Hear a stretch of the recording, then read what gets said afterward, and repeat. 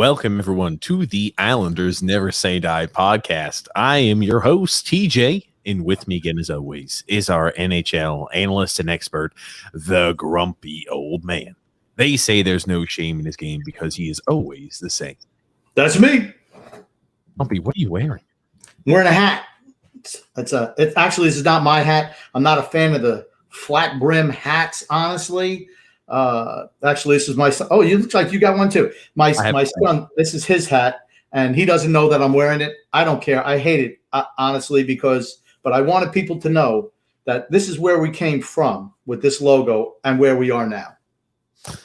Oh, goodness. Remind him the dark times, Grump, and now go ahead and say this is where we are now. That's right. I also have a Saint hat kicking around somewhere. I could not find it today because I absolutely was going to wear that Saints cap. Just for my pal, Bruce Wassity. Oh, God almighty, Grumpy. Yeah. Goodness gracious. Well, Islanders going to be headed to the conference finals, the semifinals here for the second year in a row. Yeah. A lot of things we'll talk about and address, but Grumpy, just like we thought last podcast, they went ahead and finished business. They closed it out at the Coliseum. Game 6, the atmosphere was insane, and Islanders are advancing to play Tampa in the semis for the second year in a row, ladies and gentlemen. I'll let you go ahead and take that, Grump. Well, I want you to read the ad first because I'm going to go on a roll right to start. And I don't want you interrupting me and saying, hey, we got to stop you, grumpy old man. We got to get the ad in. So just get your botched ad read out of the way first so that I can do my thing for the people. Here we go, Grump. The second round of the playoffs is in full swing as the action increases from game to game. This is where you find out where the contenders are separated from the pretenders. To give you some skin in the game, DraftKings will be offering you free-to-play pools every day of the NBA playoffs, offering players a free shot at $10,000 in total prizes. That's up to $10,000 in total prizes up for grabs each day. The best part is it's free to play. DraftKings free-to-play pool is easy to enter. Just download the DraftKings app and go to pools and choose from the wide variety of free contests for an opportunity to win cash prizes. All you have to do is answer a handful of questions around what you think is going to happen during that day's NBA games and track your results throughout the evening. Questions will range from which team will hit the most threes to which team will score first. DraftKings is safe, secure, and reliable, so you can deposit and withdraw your money at your convenience. Download the top-rated DraftKings app now and use the promo code THPN when you sign up to get your free shot at $10,000 in total prizes every day of the NHL and NBA playoffs. Head to DraftKings pool page now to get your free shot at huge cash prizes. Again, that's promo code THPN for a limited time only at DraftKings. Eligibility restrictions apply. See DraftKings.com for full details, Grump. Yeah. Okay, I'm going to get it right up the top. As everyone can see, I'm wearing a Clash t-shirt. Why is he wearing the Clash t-shirt? You know, I try to do things that bring out how I'm feeling at the time. The Clash were known as the only band that mattered back in their heyday. In the Wayback Machine, late 1970s, early 1980s. And to me, the Islanders are the only team that matters. And that's why I wore this shirt today. Okay. I like it. Just wanted to get that out of the way. And also I got myself a little sandwich here. Right now it doesn't. What's in that? It doesn't look like there's anything on that bread. Right now it doesn't have anything on it. Okay. But you know, I made some predictions that, you know, the Islanders are going to lose this series. So I'm getting ready to eat some crow. So but with my crow, I like to have a little bun. So I have my bun ready to eat crow during today's podcast. And I have absolutely no problem doing that. Eat crow. You could just say you're going to eat a shit sandwich. One works. I could say that, but I'm a family guy. I'm not some gutter animal like you. You know, I'm going to keep it clean. Oh goodness, Gump! I like that shit sandwich. That being said, man, it's surreal. It feels amazing. The Islanders are now headed to the semifinals. Again, we can't call it the Eastern Conference Finals because technically the division realignment and all that garbage this year. But what is the equivalent to the Eastern Conference Finals in back-to-back years after a 27-year drought? Man, oh man, Islander fans, how does it feel? How does it feel, Islander fans? How does it feel, grumpy old man? All right, think about it. This is the first time that we've been to back-to-back semis since the Dynasty era. Think about that. I mean, this is, and everyone knows I've been hard on the Fossil and Barry Trotz. Everyone knows that, okay? But look what this team has accomplished. All right, we're not the most talented. And honestly, we weren't more talented than Boston. But here's the thing. We were a better team. We all came together. I mean, think about this. I mean, it was fantastic right from the jump today. I mean, I had the gamut of emotions going today. I really did. When you see the girl singing the national anthem, I don't even remember her name, and the crowd, she just took the microphone away, let the crowd sing it. That's like what you see in European soccer events. I remember seeing this when Edmonton was in the Stanley Cup Finals against the Hurricanes way back, and the whole crowd was just singing the song. It gives me goosebumps, and you never, ever, ever see that in the United States. You don't see it. But I'm going to tell you what, we saw it tonight, and it's the Islander family. I mean, everyone knows what I've been through in the last week or so, and this whole game, I was thinking about my dad and my sister, and it was just incredible. I'm thinking, can we go on a run to win the whole thing? I don't know, but I'm picking Tampa. Absolutely. Or maybe I'll pick the Islanders in 11 again, because that seems to have worked out pretty good so far. I think that's the direction I'm going. Oh, well, let's not jump the gun too much, Grump. I do want to talk. Why not? We're on to the next round. Let's make the prediction now. Oh, man. I'm not ready to make a prediction right this second, Grump. I will tell you this, though. It feels outstanding. And this is, Grump, I'm going to have to press you a little bit today. Because, and again, I will say I'm happy and pleasantly wrong. Remember what we had talked about? I thought maybe we were going to win one round of the playoffs, then we were out. I didn't see us making a long push like we are and what we're currently doing. But before the playoffs had started, we said what constitutes as a successful season. And you and I both came to the agreement and the conclusion that if we make it to the same point we did last year or further, it's been a huge success. We have obviously hit that standpoint no matter what this season. Doesn't matter how the Tampa series goes. We can get swept in 4 games. This season has been a success. Okay. It's not a successful season. And why? Because I'm greedy. I'm getting greedy now. I don't care about last year. We need to take 2 more steps this year. You look, this game was so fantastic. You look at this guy. Everyone knows I never prepare for the podcast. I just fly by the seat of my pants because I'm always real.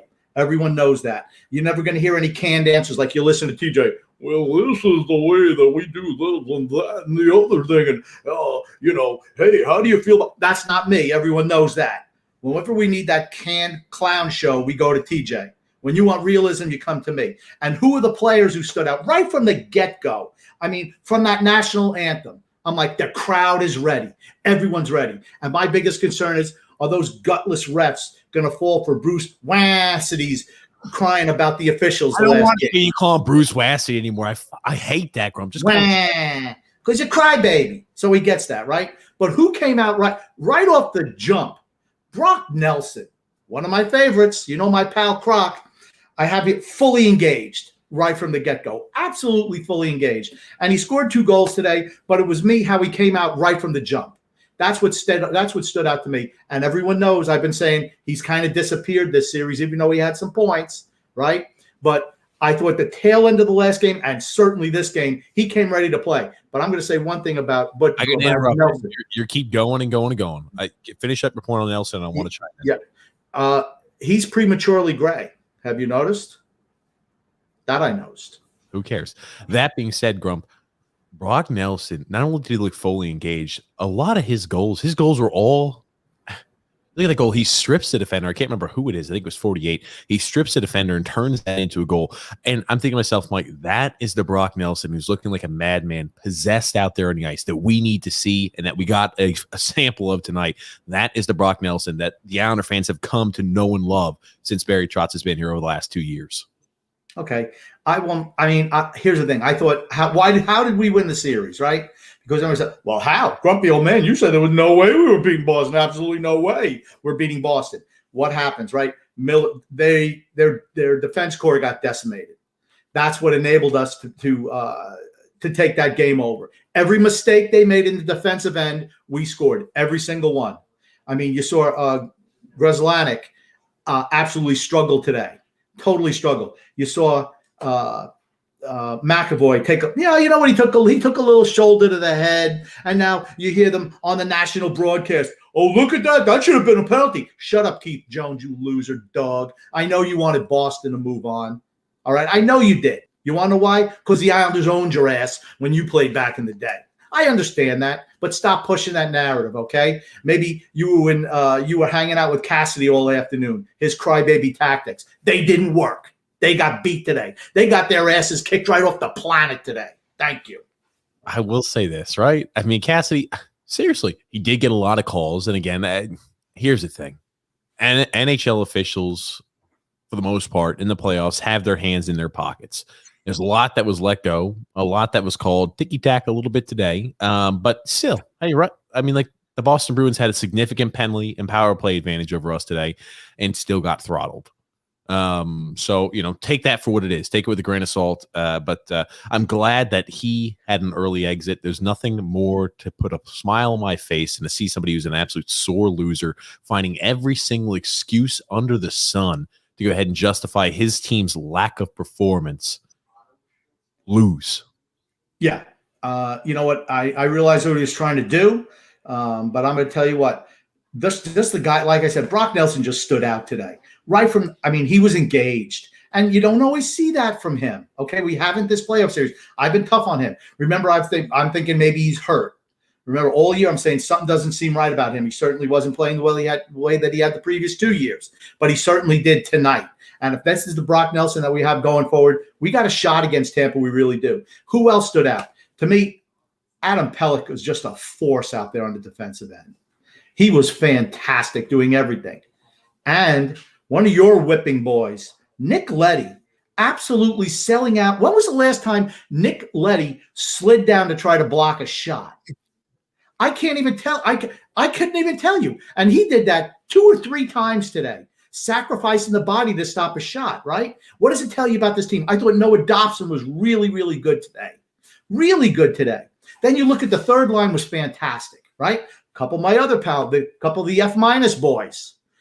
Both of them had goals today. And I'll interrupt you. I'll interrupt you so you get a chance to get a breath of fresh air in your lungs there, Grump. You're talking about Travis Zajac and Kyle Palmieri. That's right, the 2 F- boys. I'm thinking about elevating that trade to an F. Not there yet, but we're getting close. Okay? But JG Pageau, fantastic. And, all right, Matt Martin is still lagging behind the other two, but Casey Cizikas and Cal Clutterbuck were spectacular today, too. Leo Komarov, Lollipop, looked really good out there today, too. He did. He laid a few actual big hits as well. You know how I said sometimes the hit numbers can be, a little they can be a little disingenuous because if you brush up against the guy, sometimes it's categorized as a hit. That was not the case today. I thought Leo did a great job of throwing the body around. I thought as a whole team, we had a great team effort again today. And something important I want to chime in real quick before I let you get back on it, Grump. We talked about how we've elevated our games from the regular season. I want to say we've significantly elevated our game from game 1 and 2 of this series as well. Not only did we elevate our game in the playoffs to beat the Pittsburgh Penguins. Again, it helped us there that Tristan Jarry was like an empty net. But we elevated our game during that series, and we've elevated our game again in the Boston Bruins, against the Boston Bruins. What's to say that we can't do the same exact thing against the Tampa Bay Lightning? My hope is that Tampa Bay takes us lightly. They're good. They're the best team in the league. I've said it for years now, the last 2 years. They're the best team in the league. But we played them tough last year. Those games were tough, particularly in the regular season. My concern with Tampa is everybody's back healthy. That's my concern. And it's tough. Pelech can't play, 55 minutes a night. And Scott Mayfield, who is also absolutely outstanding in this playoff series and tonight again, those guys can't play 50 minutes a night. They just don't have like 1 line or 2 lines who could play. Okay. Everyone scores on that team. I want to chime in. You talk about Adam Pelech. Keith Jones and everybody on that broadcasting crew cannot stop raving enough about Adam Pelech. And it's unfortunate. He's like, the cat's out of the bag. Adam Pelech is a top defenseman in the NHL. I'm like, shut your mouth, my friend. We're trying to get him back someone on a cheap deal. As we talked about, every single time he continues to show out and perform the way he does, all I hear is ka-ching, ka-ching. The price and the dollar tag on Adam Pelech continues to jump and jump and jump. I know I'm going to be, shifting gears here a little bit, but would it be safe to say this offseason he's going to get paid at least $5 million a year? I'm talking bare minimum $5 million a year.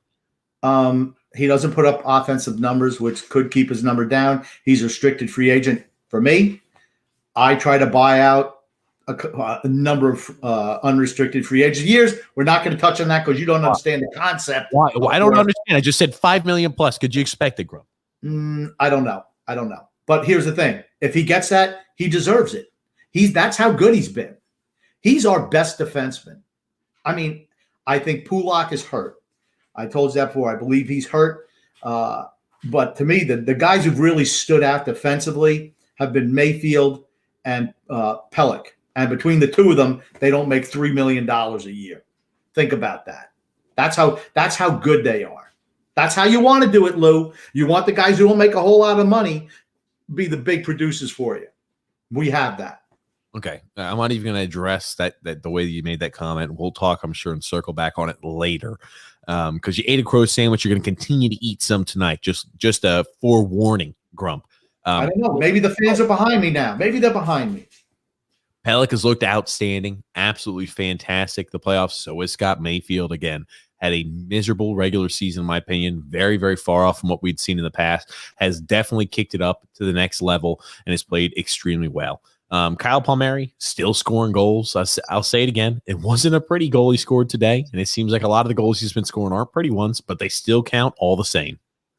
Hustle goal, right? Hustle goal. That was another example where Grzelcyk botched the puck right in front of the net. Who was there to poach it? Right, Palmieri. Good for him. We did not see that in his early career with the Islanders. Right now, he's doing it. I mean, great for him. Like I said, they're very close. And then Zajac scored a goal, same type of goal. And so I'm looking. Maybe we move that grade up to an F. Maybe. The grade is, I'm talking bare minimum a B. You're looking now, they've advanced to the semifinals. It's more looking like a B plus. And again, we'll talk about that more later. You keep giving me that squinty-eyed look that you love so much, Grump. I will tell you this. The playoff performance that we've seen out of Kyle Palmieri, even though there haven't been crazy, beautiful goals besides that one where he went ahead and put it over Tristan Jarry in game one, I believe, in overtime, goals count all the same. And I'll tell you one thing, I'm excited. And it's weird to say, right? We've been doing this podcast now for 5+ years. Again, recently kind of put more into it than as of the early years. That being said, even last year, I have not been more excited for a Stanley Cup playoffs in this semifinals round than I am this year. I mean, even last year was the first time we've made it in 27 years.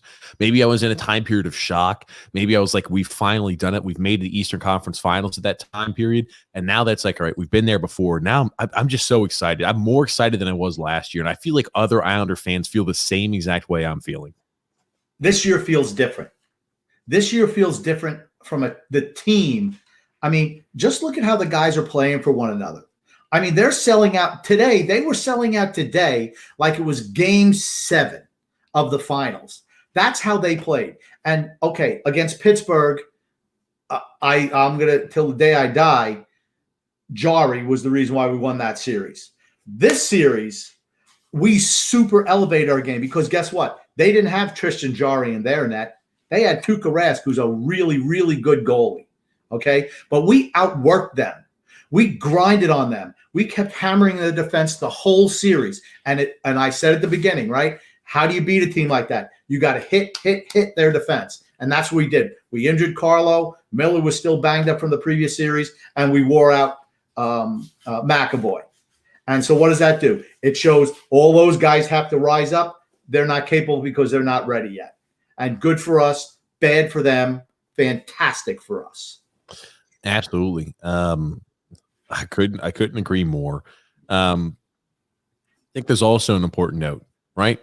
I think it was Brian Compton went ahead and asked Ledecky kind of what has made the difference, what has moved you to the way it has. I mean, like you've seen success. What is the reason there for that? He said it was really three things. What's going on there, Grumpy? You know what? I got people in the other room making noise. I told them to be quiet, but they don't listen to me. No worries. No one listens to me. Anyway, so you've got Ledecky, who said it's definitely Lou Lamoriello number one, Barry Trotz number two, number three has been the excellent core there of the New York Islanders. And he also said it was a funny little stab. But people like you and I, he's like, I don't question who Barry Trotz is putting out there on the fourth line or anything like that. I let them do what they do. And when I see comments like that, I'm like, that's the only thing usually we have an issue with is sometimes who Barry rolls out there. And again, I'm eating a shit sandwich on that one too. Well, it's working out now. So I'm going to give them some kudos, but the first time that it doesn't work, I'm going to be all over them again because that's just the way I roll. Everyone knows it. You're always the same, huh? Always the same. I never change. I mean, but think about it, right? What a job by Barry Trotz. Mixing and matching the lines. Even today, he was doing some subtle changes in game, and they all seem to pay off. I mean, all of them. But I don't want everybody to think that the grumpy old man has gone soft on the Islanders. So there's a couple things I wanted to address. Is it me or is Varlamov sliding out of position coming across net way too much? Both goals, he was way out of position. It's like, Varlamov, what are you doing? I mean, at least stay within the confines of the goal. Don't go past. And both times it hurt them. So he needs to continue to work on that. Okay. That's about it, though. That's about it. There's not a lot of negatives I can take away, especially at this time of the season. But again, I do want to go ahead and pull that. He said, ask John Ledecky today. The Islanders have had so much success over the past 3 years. His answer is Lou Lamoriello, Barry Trotz, and an ownership group that stays the heck out of the way. We're not going to talk. We're not talking with Barry and Lou about who's going to play on the fourth line. And I hear that, I was like, shit. But seriously, the best teams in any sport are where the owners own the team. They let the managers manage it and the coaches coach it. And that's in any sport. When you have owners who get involved, inevitably, they think they know more than the people who've actually played the sport or done the sport, and it turns out poorly. Okay? Yeah. Like, here's the thing. John Ledecky, maybe he could tell me about who should be a female swimmer on the U.S. Olympic swim team this year, because I'm sure he's watched his estate investments. I think that's what he did before him. Him and Malcolm were real estate investors or something like that, I believe. Well, I'm just saying sporting-wise, I think it's his niece is a really good swimmer, and I expect her to be on the U.S. Olympic team this summer. So maybe he could speak to that in the sporting aspect, but that's about it. Oh, goodness, grumpy old man. I didn't want to derail you, though. The Islanders, I mean, this has been the most success. And again, I use it with a grain of salt. We haven't won a cup, ladies and gentlemen. That's the end goal. But the success we've seen over the last 3 years here, since the new ownership has taken over, since Lou Lamoriello and Barry Trotz have been here, is the most success we have seen for this franchise and organization since the dynasty. And again, you could say this is the second most time where you have so much prosperity. Obviously the dynasty was the highest threshold of prosperity we've had. This is second. And I think it's second, nowhere else is within a country mile of that either. And no matter what happens, this cup run that we're on right now, I think, is going to be remembered very similarly to the 1993 run. That's a team that is remembered, by numerous Islander fans as just like a magical time, beating the Penguins. I mean, to me, you're going to see right now, this team right now is going to be remembered for the hard work and the grit and the determination. And that's what the Islanders have always been like in their history. And this team is no different. Yes, we don't have much. It is Matty and the Jags. Absolutely. But the hard work and the dedication to the craft is still there. It's still there. And as I've told you before, crazy things happen in the NHL playoffs, and you can never put a tag on heart, and you can never put a tag on chemistry and team unity. Leadership, drive, determination. Those are things that you don't see on a scoreboard, right? How do you find out about that? You talk to coaches, you talk to teammates when players are coming up through the juniors. That's how you find out. You look at a guy like Tom Brady, right? Drafted in the 6th round. Yes, I slid his name in, absolutely, right? Yeah. Wasn't the most talented guy out there, right? But what does he have? He never quits. He never gives up. He's a leader. That's what we see on this Islander team. We see players like that. We see Adam Pelech, 3rd round draft pick, okay? Not a speck of offensive talent, but he's an absolute rock out there on the defensive end. Absolute rock. You see Nick Leddy. Nick Leddy, who I've been hard on, you've been hard on, and justifiably so, okay? Selling out today. Selling out, giving up the body to make plays, to make saves, to actually play defense for a change. Scott Mayfield, who had a bad year, right? Admittedly so. One of my favorites. He has certainly elevated his game in the playoffs, and he was spectacular in this series. Yeah. I don't disagree with you on any of those things. And again, it's a good time for the team to be getting hot. We are going to be facing off against the Titan in the NHL. I'll tell you, if they're a Titan, you know, we're not too far behind, but they're you know, if you're talking about the team that's got the pedigree, who's the excellent team, the Tampa Bay Lightning, you know, have been dubbed that for quite some time. And again, that's a team where we could be looking at the Tampa Bay Lightning 10, 20, 30 years from now and say, that was a form of a modern day dynasty as well, depending on how things continue to go for them. We talk about the success they've had on continually getting there to the Eastern Conference Finals.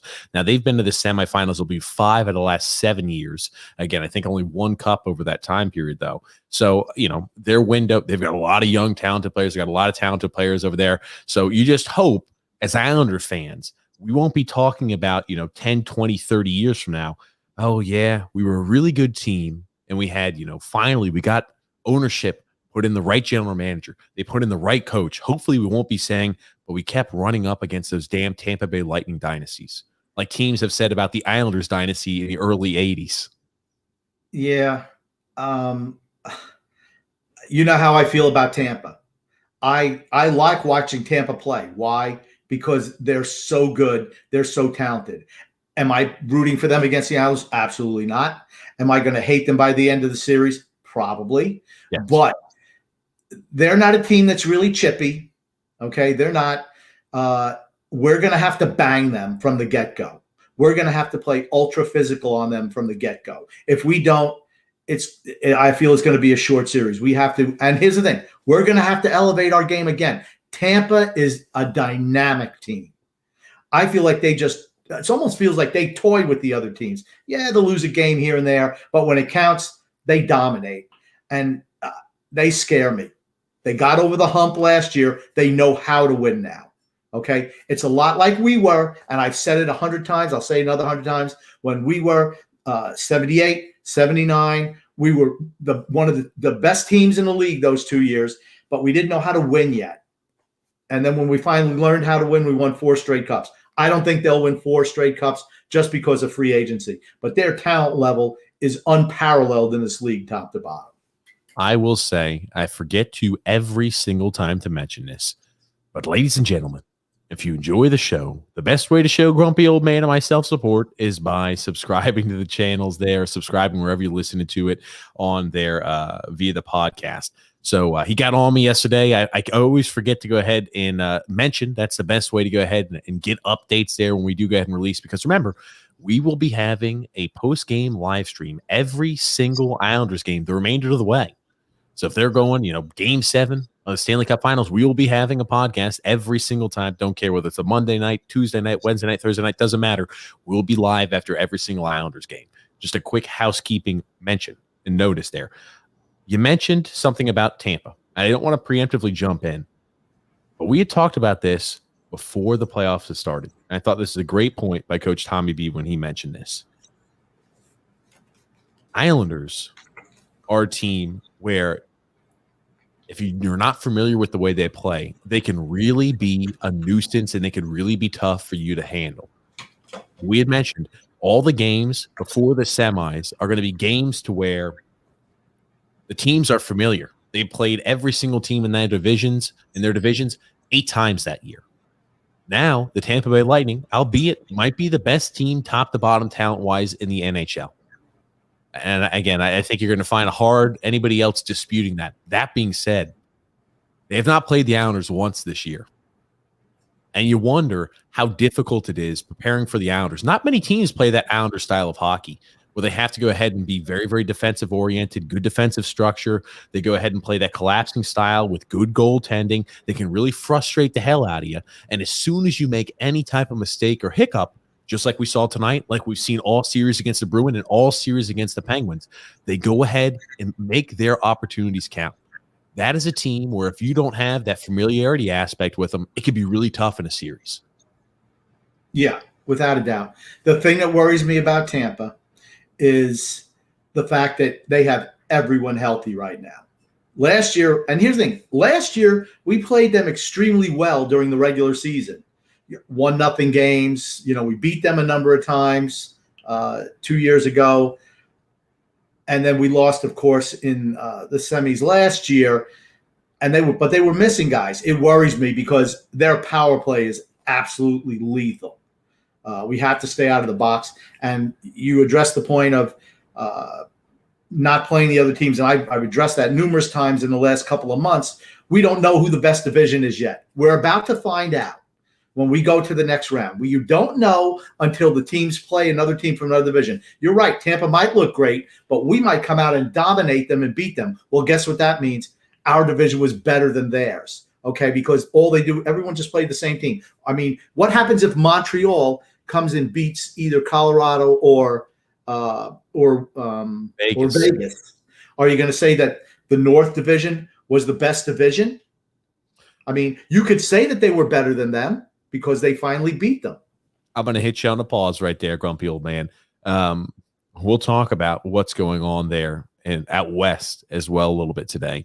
But you can generally tell by what's displayed out there on the ice who is talented. I could tell you our division, top to bottom, I think was the most competitive division in all of hockey. I think it'd be hard. You're going to see it this year too. I think top to bottom, we were the best division in all of hockey. We talked about it. The 1 seed all the way to the 4 seed. There's not much that differentiates them. Where you could say, for the most part, that's not the case in all the other divisions this year. I'll reserve judgment. I do just think them not having familiarity with the Islanders plays into our benefit. Some teams you talk about, hey, everything is neutral in certain areas. They haven't seen each other. They're going to be feeling each other out like boxers would. No, I'll tell you, that is a huge plus for the Islanders. The Tampa Bay Lightning not having that familiarity aspect with us. Right, and playing us is a grind. That's a grind. They're going to have to adjust to that. The thing is, they're a team that's capable of playing any style. That's why they remind me so much of the Islanders of the 80s. Could play any style. If you get chippy, they can get chippy back. They don't prefer that because they'd much rather do the run and gun style that they're fantastic at. They're the most skilled team. But they're able to play different styles, and that's what makes them really, really tough. Like I said, and you're right, I think our conference – I'm not saying it was the best conference. Our division, I'm sorry. I think our division was the most competitive of all the divisions, the first 4 teams, without a doubt. But I don't know if our division was the best division, if you understand what I'm saying. Okay. And we're going to find out. We're going to find out that soon enough, Grump. I also want to talk about Lou Lamoriello. I'd be remiss. I just want to say, you brought up Lou Lamoriello. I looked at him.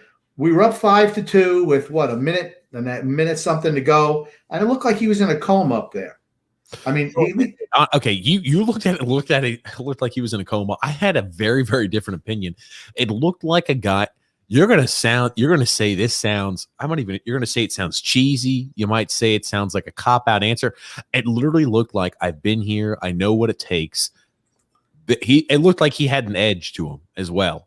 I really did. He's like, I know what we need to do. This doesn't make me excited, us getting back to the semis, which is the attitude I like to see. You might say it sounds cheesy. You might say it sounds a little bit like a cop-out answer. But seriously, when I saw him, it didn't look like he was asleep. It looked like this is our chance. Now it's time to go ahead and make the Tampa Bay Lightning pay there for last year. I really thought he had that look to him.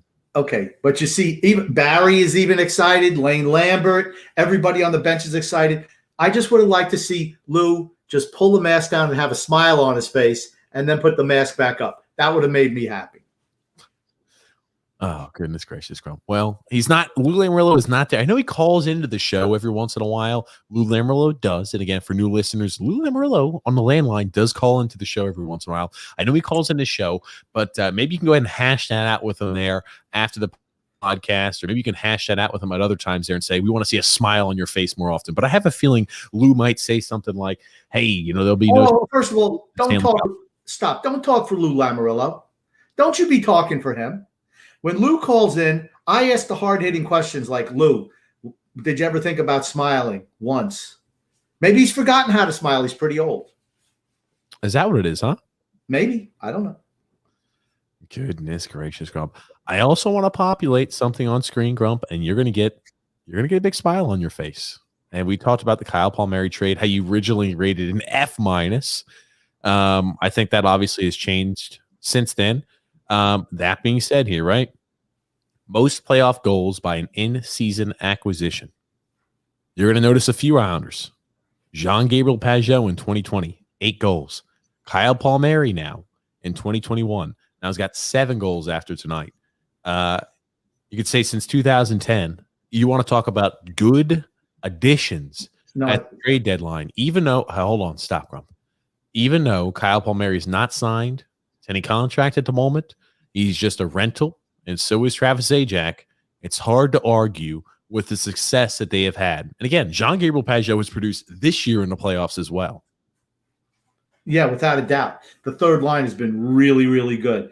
They've become what the second line has been in the past. That was the line that Barry would roll out there against the number one lines. It's been J.G. Pageau's line.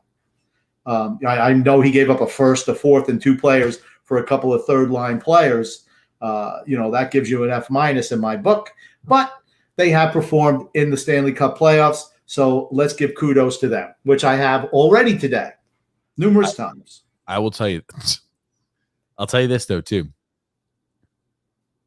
I don't want to jump the gun, but if you sign back Kyle Palmieri, it has to be under one stipulation. He's got to be able to keep the beard. Maybe I'm a superstitious person, but you look at the correlation: no beard, performance subpar. With beard, performance has been more than adequate, above average, you'd say. He's definitely filled the role that he was expected to go ahead and do, produce goals there for the Islanders. Got to let him keep the beard. That's all I'm going to say. Okay, how many years would you give a guy who's 31 years old? And how much? He's not 31. He is 31. No, he's not, Grum. What's he, 32? Oh, he's 29 years old, Grum. He's not 29. He absolutely isn't. You're wrong. 30 years old. He's 30 years old. Okay. 30 years old, Grum. Tell me again. He's in his 30s. He's in his 30s. How much would you give? How much term would you get and money would you give a guy like that? Go. I don't want to go ahead and talk about this because you're going to get all your paintings in a wad, Grump. So this is what I'll leave it here. Kyle Palmieri, they're saying maybe that's a guy we sign and we go ahead and try to move Eberle there in the expansion draft. So you're able to replace maybe some of the cap hit with the move of Eberle piece. I'm just saying that's the rumor that's going around. No idea. We have no idea what's going to happen, but just wanted to mention that to you. Well, there's no way they protect Eberle in the expansion draft anyway. There's no way they're protecting him. No. Why would you? Why would you protect a guy who's in his 30s and makes $5.5 million a year? You don't do it. You leave those guys exposed. As opposed to signing him, you brought up the contract. I just asked what you would pay and what term you would give a guy like that. No, Grump. I'm just saying the rumor is that the Islanders might be making a push to sign him back. That's all I'm saying. If they do, I'm just saying he's got to keep the beard. That's all. Yeah, that's not going to happen. I know it's not. I mean, you think Lou is going to break from 90 years of tradition with him? You think he's going to do that? 90 years of tradition. Whatever. I don't know how old he's 100. I don't know. 77. I mean, nobody wears beards. That's the rule on his teams. Nobody wears beards. You think he's going to break that for Kyle Palmieri? And then when Kyle Palmieri doesn't score again next year, you think he's going to change it? No, he's not going to. Oh, goodness. There it is. Back to the same old grumpy old man we've all come to love and hate. Lou Lamoriello needs to wear the happy helmet. That's what he needs to wear. Oh, jacked up on high, Ren and Stimpy fans. Okay, Grumpy. Oh, man. It's I'm excited. I know Islander fans are excited. We beat the Boston Bruins. I do want to address something you've said for a while now. You said before the playoffs, and you've said it all year, that we were not real Stanley Cup competitors. I want you to make amends to that statement, or kind of tell me if you're going to double down on it, what you're thinking, because it's going to be hard. It's going to be a hard sell to tell me that we are not a Stanley Cup competitor after making the semifinals, Eastern Conference Finals 2 years in a row. It's going to be a hard sell for that, Grump. It's contender. And what I mean by contender is you have to be capable of beating the best teams in the league. Right now, until proven otherwise, we can't. I don't think we could beat Tampa. I picked. The Boston Bruins are one of the best teams in the league. But you said that. You said that all year long. The Boston Bruins are one of the better teams in the league. The Penguins are a really good team. We have beaten really good teams. You getting to the Final Four team every single year means that you're beating the best teams to get there. Just because we're not able to beat the best team, or the team that might be a dynasty when we look back on it, doesn't mean that you're not a contender. Well, you can look at it your way. Until we can beat the best team in the league, which is Tampa, we're not a contender, because we're going to have to beat Tampa. If you can't beat Tampa, how can you be a contender? If you get rolled by Tampa every year, how can you be a contender? You can't be, because you can't even contend for that. You can't even get to the final round. Stop. That's so ridiculous. I knew you were going to double down. I just didn't know how you were going to do it. Here's the thing. If we beat Tampa, then we're a contender for the championship. Only if we win the Stanley Cup Finals. Well, I say we maybe are a contender at that point. No. Don't put words in my mouth. I'm being facetious, Grump. I said if we beat Tampa, we're a contender for the Stanley Cup. If we win the Stanley Cup, we're not contenders. We're champions. That's what I want. I want champions. Oh, goodness. Grumpy's name. Oh, goodness. I'll tell you. It happy. Now, going into the next round, Grump, what do you expect? What we're gonna have to do, we're gonna have to hit and hit and hit and hit and hit them and stay out of the box. That's key. There have been times in this playoff series where Vasilevsky has looked human in goal. Okay? There have been some times for that. There's been times where they've fallen asleep a little bit. And is that because they're so much better and they just kind of take a game or two off? I think our style is going to be a problem. What I'm hoping is they look at us and say, this team has no shot. Because I'm going to tell you what, that's how Boston looked at us, and that's how Pittsburgh looked at us. We are so much more talented than the Islanders that there's no way they can beat us. You hear the players and the coaches talking about it every single game. I'm dying to see what they say in Tampa. Did they? I will say that Pittsburgh, I didn't necessarily get that. You heard Bruce Cassidy say that in game 1 and game 2 when the Islanders won. And he thought, again, like he intimated that, we're not too worried about it. Looked like a fluky goal here or there. We still feel like, we're confident in the driver's seat. He definitely looked at, the Bruins earlier on in the series, and Cassidy had this overconfidence. They had this aura of overconfidence, and it came back to bite him in the ass. Let me be honest. I don't think Cooper is going to have that same approach. I think he's going to come out there and say exactly what excellent coaches do. And he's going to give yourself some coach talk and coach speak by saying they're an excellent team. This is their second year in as many years making, the conference finals there, the semifinals. We've got some familiarity. We played them last year. These are, opponents that we really respect. All that same line of BS they always come and trout and go ahead and spout out there. Yeah, but it's the players that I'm talking about. I'm not talking about the coaches. The players were saying this. Boston players were saying, we're the better team. They got a couple of lucky breaks. They were not even concerned about us. Crosby was saying the same thing in the Pittsburgh series. We outplayed them. We absolutely outplayed them. But because they don't think that we're good enough. What they don't understand is that every guy fights for the next guy, and we never quit. Never say die. Islanders never say die.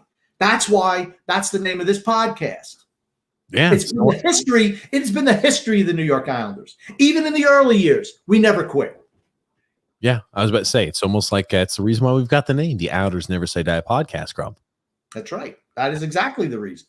And I know we usually have a call feature. We won't have it for today just because it's weekday, but we do have it on the weekends. Just remind everybody, any game we have on a Friday evening or a Saturday or a Sunday, we will have the call feature. So again, people can call in if you want to say, Grumpy, you were wrong. I knew the Islanders are going to make the conference finals. I knew the Islanders are going to make the semifinals. Or, hey, let's go. And you could go ahead and comment in on what you thought about the series. If you made it to any games, you can go ahead and do that. My big question is this, Islander fans. I'm not sure if we have anybody listening at the moment who went to the game tonight, but did people have their halos? Were people singing when the Saints come marching in tonight? They were saying something, I think, about Saints, but I couldn't figure it out. I mean, they were getting on Tuca. I would have hit the Saints thing all night long. The Saints thing is what I would have hit all night long. Oh man. It feels great. The Islanders, though, and I said this to you off air. I told this to my wife too. I said, if the Islanders beat the Tampa Bay Lightning, I don't care if they're playing. I don't care who they're playing out in the ice in the Stanley Cup Finals. There's no way in hell they lose. No freaking way. If the Islanders make it to the Stanley Cup Finals, I don't care if they were playing, the Edmonton Oilers from, the 1985, the 1986 season. It seems like I don't care who they're playing out there on the ice. There's no way they lose. None at all. I feel that confident. I really do. Okay. Well, talent still counts for something in this league, and knowing how to win. And here's the thing. I feel we do know how to win. But the thing that bothers me is Tampa knows how to win. That's my biggest concern. If Tampa had never won before, I would give us the edge. I really would. They know how to win. That bothers me. Here it is again. Don't misconstrue my statement. If we beat the Tampa Bay Lightning, I don't care who we play. I don't care if it's Montreal. I don't care if it's a Colorado Avalanche. I don't care if it's the Vegas Golden Knights. I think we've got the competitive edge. I really do. Talking about that, right? The Colorado Avalanche, you said, they're a shoe-in. They're going to go ahead and roll over the Vegas Golden Knights, right? They won the first 2 games of their series, have absolutely shit the bed since. They've lost the last 3 games. And here's the thing. That's been a tough and contested battle out there out west. Yeah. And that's the thing. Go ahead. They haven't filled their pants. What's the difference in that series? One team plays defense and one team doesn't. Vegas has the best goalie. Fleury is better than Grubauer. That's the difference in that series. That is the difference. Fleury has been spectacular. Goaltending wins Stanley Cup championships. Why do you think Montreal's where they are? Carey Price has been really, really good in goal. Really good. That's why they win. Now, I would be scared if we played Montreal in the finals because they'd be the underdog. They would be the underdog against us. I'm just telling you. I like being the underdog. I always like in the underdog role. Always. Wow. Well, I'll disagree with you there. I would have you more. Hold on. You think Montreal, who was the last team to qualify for the playoffs? If you let me finish, I'll get to it. I said, we'll disagree there. I'd be more than happy to play the Montreal Canadiens in the Stanley Cup Finals when you're afraid of them. I don't mind. You might have this complex where you think it's good that we're the underdog all the time. Remember, Montreal hasn't been to a Stanley Cup Finals, hasn't made a deep playoff run with the core that they have currently on the team. So, you could say maybe a guy like, Carey Price has, Shea Weber has in the past, but the Montreal Canadiens don't necessarily scare me. I think, their Cinderella trip will come to an end, no matter whether they play Vegas or Colorado. I don't care who they're playing from out there from West. I think whoever wins in the West is going to go ahead and beat the Canadiens. You could say the same thing about us, right? Same thing. There's certainly everyone's overlooking Montreal. They've won 7 games in a row. They haven't done that since 1993. They've won 7 games in a row, and everyone's writing them off. You just did it. You just did it right now. Just like everyone writes us off, you have just written off the Montreal Canadiens. That's why they scare me, because they are playing with house money. When you're playing with no expectations, you can play free and easy. And they've been playing well. It seems like they get every freaking break. I mean, just like us. Those are teams you got to watch out for. Well, you talk about the Montreal Canadiens. Big difference between us and the Montreal Canadiens. Just look at the recent success over the last few years, Grump. I think that's always one of the big points there, right? The Montreal Canadiens haven't made it out of the first round of the playoffs besides this year since 2014-15. I'm just saying here, you talk about experience. Occasionally that does matter. When you get to a point, again, they've got a lot of young players over there like Suzuki, Caulfield that are going ahead and producing there for them. When you got young players who don't have a lot of playoff experience, at one point in time, it hits you and you have that surreal feeling. It might be now. It hits them next round of the playoffs to where they're like, I've had a chance to let it sink in for a week or so, right? Because they went right from beating the Toronto Maple Leafs right into their next series. They didn't even have a chance to digest what happened. Now they're going to be sitting on the couch for the last week and say, holy crap, guys. We're in the conference finals. We're in the semifinals right now. And again, things change a little bit. Might be, I'm just saying it might strike midnight on their Cinderella story. I'm not worried about the Montreal Canadiens. Oh, okay. There you go. That's fine. Here it is too, right? I've told you this before. If we beat the Tampa Bay Lightning, I don't give a shit who we're playing in the Stanley Cup finals. We win. Okay. We'll see. No care in the world. I really do believe that. So okay. that might be my fan coming out there, but I really do believe that. I honestly do. I see how you're dismissing Montreal, and that if Vegas or Colorado dismisses them too, they could wind up on the losing end. That's all I'm saying. Fair enough, Grump. Fair enough, though. I want to start jumping into some comments, though, because with the live stream, with the podcast, we like to jump in comments. We like to go ahead and allow that to also spur some conversation. And again, we'll be live for those of you who are tuning in right now. We're going to be live after every single Islanders postseason game the remainder of the way. I know Grump and I are excited. It's going to be a long. I mean, we could be ideally 14 more podcasts in the next 3 weeks, next 3.5, 4 weeks. So strap in, ladies and gentlemen. That's not even talking about our Thursday podcast, is it, TJ? Yeah, that's not even talking about our Thursday podcast. Again, we've mentioned this, and I'll mention it again. If you enjoy what we do and we talk about with the Islanders, the best way to go ahead and continue to support is via TJ and the Grumpy Old Man. The link is in the description below, where we talk general sports. We talk hockey, NBA, MLB, soccer, football. It's a little bit shorter. It's more high octane than this podcast is, and there's a lot more hot takes. But again, that is a general sports podcast where we talk everything all across the worldwide sports. But jumping into the comments, Grumpy Old Man, Angela Nina saying, what a game for certain it was. What a film saying Bailey is worth a lot more than people think.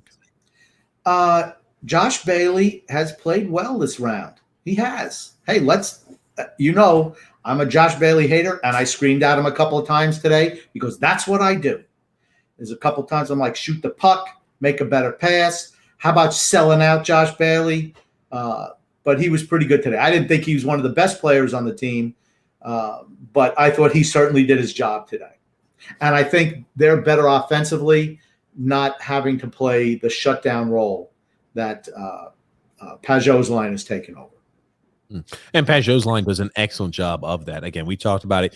The second line does shut down opponents. They really struggled against the perfection line.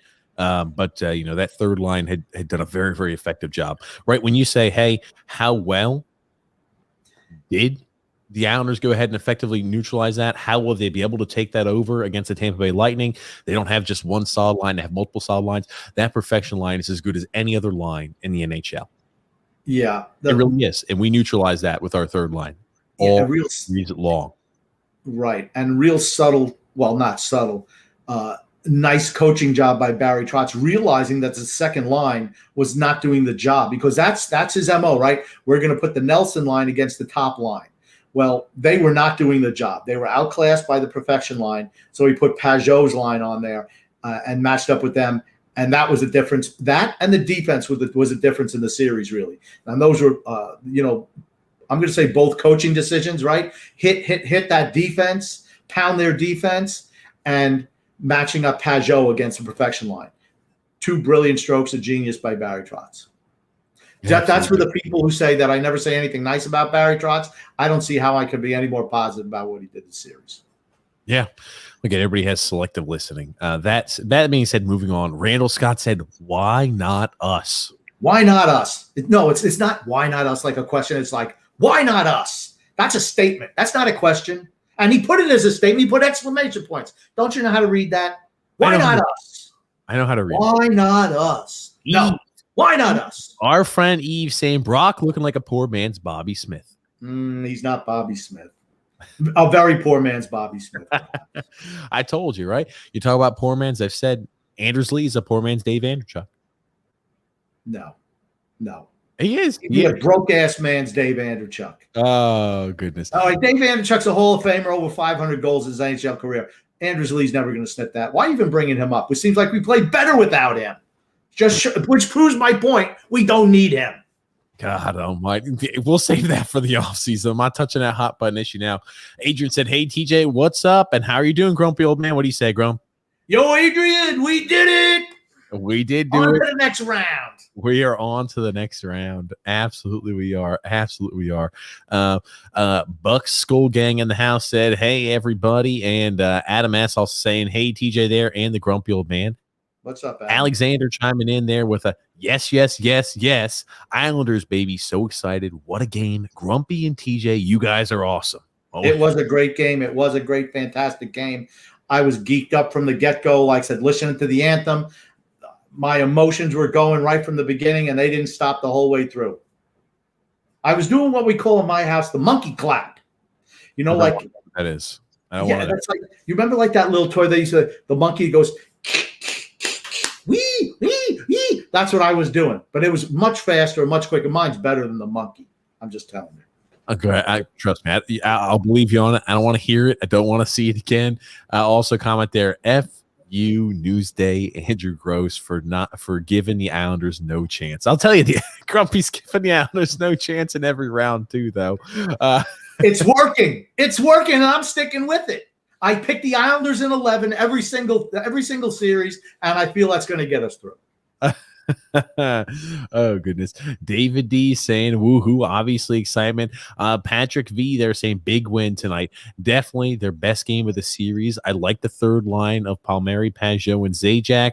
Now hopefully we're going to get a revenge against Tampa. Let's go Islanders. Now here's a little rain cloud for you. You're not going to see Oliver Wahlstrom anytime soon. It's just not going to happen. The more we win with the geezer squad, with the geriatric gang, the less chance a younger guy playing has. Yeah, I'm going to tell you one thing. They're not going to upset the apple cart. Everything we've rolled out there so far, we're going to continue to roll out there. So I definitely don't disagree with you on that and that aspect. And I look at it from a coach's point of view. Why are you going to make any alterations to what's working currently? The only issue I have is that if it was a young guy and we were winning and we lose one game, the young guy comes out. That's the only problem I've ever had with him is he gives the young guys no rope where he gives the old guys a yard of rope. He gives them whatever they want. Guess who else we're not going to see in the next round? Sorokin. That's right. If the series is close, you're not going to see Sorokin either. I don't disagree. And again, that'll be more one of those. Here's one thing we got to mention too. We talked about how Varlamov was consistently letting in a goal in the first 4 shots of games. I mean, like he had done that every single game. 4 out of, I believe, the 5 games he had played and started in. Today was a game where he broke that trend, continued to break that trend away, and I'm happy about it. Did not allow a goal on the first 4 shots. And think about it, right? We score the first goal. We're in control of that game. When you're down, and look at the shots on goal. We really shut them down. We played Islander hockey today, okay? I mean, we shut them down. When Varlamov gives up that first goal in the first minute and a half every day, we're chasing. And that makes it so difficult for us. When we get the lead, we're able to play our game. And that's what we did. We strangled Boston today. We strangled the life out of them. The refs tried to give them a lifeline by calling some penalties today, because of Cassidy. But we strangled them today. And I mean, it was a great, great game. The crowd was sensational. It was fantastic. It was like the glory days. It was like 93. That's what it was like. It was fantastic. I'll also say this here too, right? The Islanders have had 6 different come-from-behind victories this year in the playoffs. Think about how insane that is. At one point in time, they were losing throughout the game. We've only won 8 playoff games so far this season. And I mean, the majority, 75% of those have been come from behind victories at one point in time throughout the game. Obviously, I'd like to see that trend. Well, if it increases, it means we're winning. But this is not a team in Tampa that you want to consistently start down 1-0 or start down at some point in time throughout the game. If you jump up to an early lead, you got to make sure you're going to stay with good structure. Also, jumping to another point, I know our penalty kill has been outstanding in the regular season towards, the latter half of the year, and it's been really good in the playoffs. This is not a team, though, that you want to be in the penalty box against. You do not want to be playing against the Tampa Bay Lightning power play. That is for certain. Yeah. To address your earlier point, when you go down and you're able to win 6 games out of 8 from trailing, that's because you have a belief system in yourself and belief in team. And we absolutely have that. I'm going to tell you, this team just feels different than last year's team. Yeah, we advanced to this round, but even without Stamkos last year, Tampa Bay, we were not a threat to beat them. I feel differently this year. That's why I'm picking Islanders in 11, because I feel confident that we can win this series in 11. Phil also said there the Brock Nelson breakaway miss versus Vasilevsky redemption tour begins tonight. I can always count on Phil, one of your little pals, to bring something up from the past, some little factual tidbit from the past. Good for you. I love it too. Good for you, Phil. We love you, baby.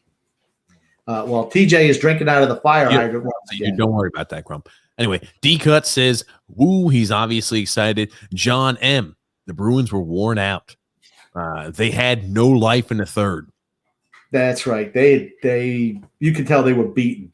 And think about how we've turned around, how we played all year in the second period. The second period all year was a disaster for us, but in the playoffs, particularly in this series, our second periods were outstanding, and today was no different. And D-Cut's comment wasn't woo, it's woo. That's what it is.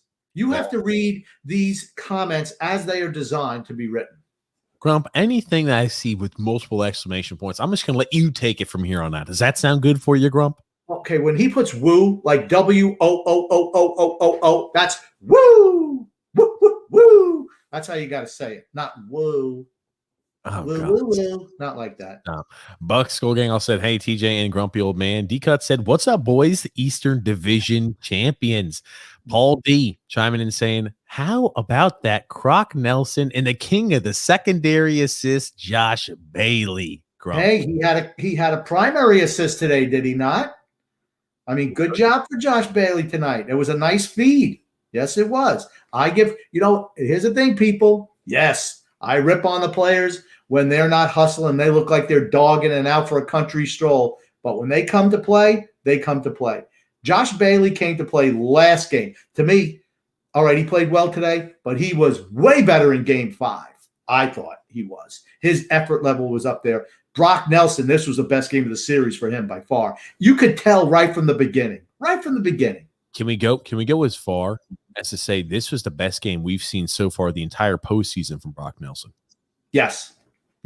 I know he's had points, but he has all year. He really hasn't looked the same. I know he's put up points, but I've always felt, and I think I've mentioned numerous times, I wonder if he was injured early in the season. Because if he's starting to round into form now and feeling good and healthy, and I don't know if he's hurt, I'm just saying based on his performance, what we've seen from him in the past, it seems like he's really stepped his game up, and hopefully it's a harbinger of things to come. Honestly, Anthony Beauvillier was great today too. Yeah, he was. He's been good here. He was good in game 5, good today. I mean, good in game 5, especially if you don't look at the first, 5 or 10 minutes where he struggled a little bit. I thought he had an excellent game 5, but again, he kind of had a rough start, but a good game today as well. Frank K also saying, holy shit, what Trotz has done with this team is beyond amazing. And it is. There's no way we can downplay it. What he's done with essentially the same exact cast and crew that he inherited and brought them again to 2 semifinals, 2 Eastern Conference finals is outstanding. And here's the I'm going to say a hot take here. It's not what he's done this year. It's what he did 2 years ago and last year that laid the groundwork for this team playing the way they play now. And what I mean by that is the team is like this. They're like this. They are a total unit now. That doesn't happen overnight. That's a process. And you listen to Croc's interview after the game and the belief in one another and the fact that these guys have been together for so long. You see it. They believe It's like they live and breathe for one another. Those teams are tough to beat. I just wish we had a little bit more talent. That's all. Those are the teams where it doesn't matter if you're down 3-1 in the series. They're still dangerous as hell, and it can beat you. Adam S. They're saying, are there any major positive differences we have versus the Tampa Bay Lightning, or are we going to deflate again like last year? Honestly, Grump, I'll let you take that first. I have a few ideas, but I'll let you take that first. I think that we are going to play Tampa tougher this year, but Tampa's better this year. The thing that worries about that, the thing that I thought we had possibly an advantage over Tampa last year is Tampa always found a way to lose when they should have won, when they were supremely talented. Winning a Stanley Cup gives you an extra level of confidence. You see in the playoffs this year, even when they get beat, it's like, okay, we'll just up our game and just dominate. And they can play any style. That's what worries me about them. And they're all healthy. Can we beat them? Yes, because they haven't played a team like us also all year.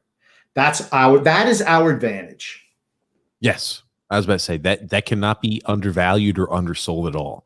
If I'm the Tampa Bay Lightning fan, I am worried. I am somewhat worried. I mean, even though we might have more talent, again, talent doesn't always win. You think about the teams that are in the Tampa Bay Lightning's division. The talented teams that are in the Tampa Bay Lightning's division, right, Grump? You got Florida. You got Carolina. I mean, but here's the thing.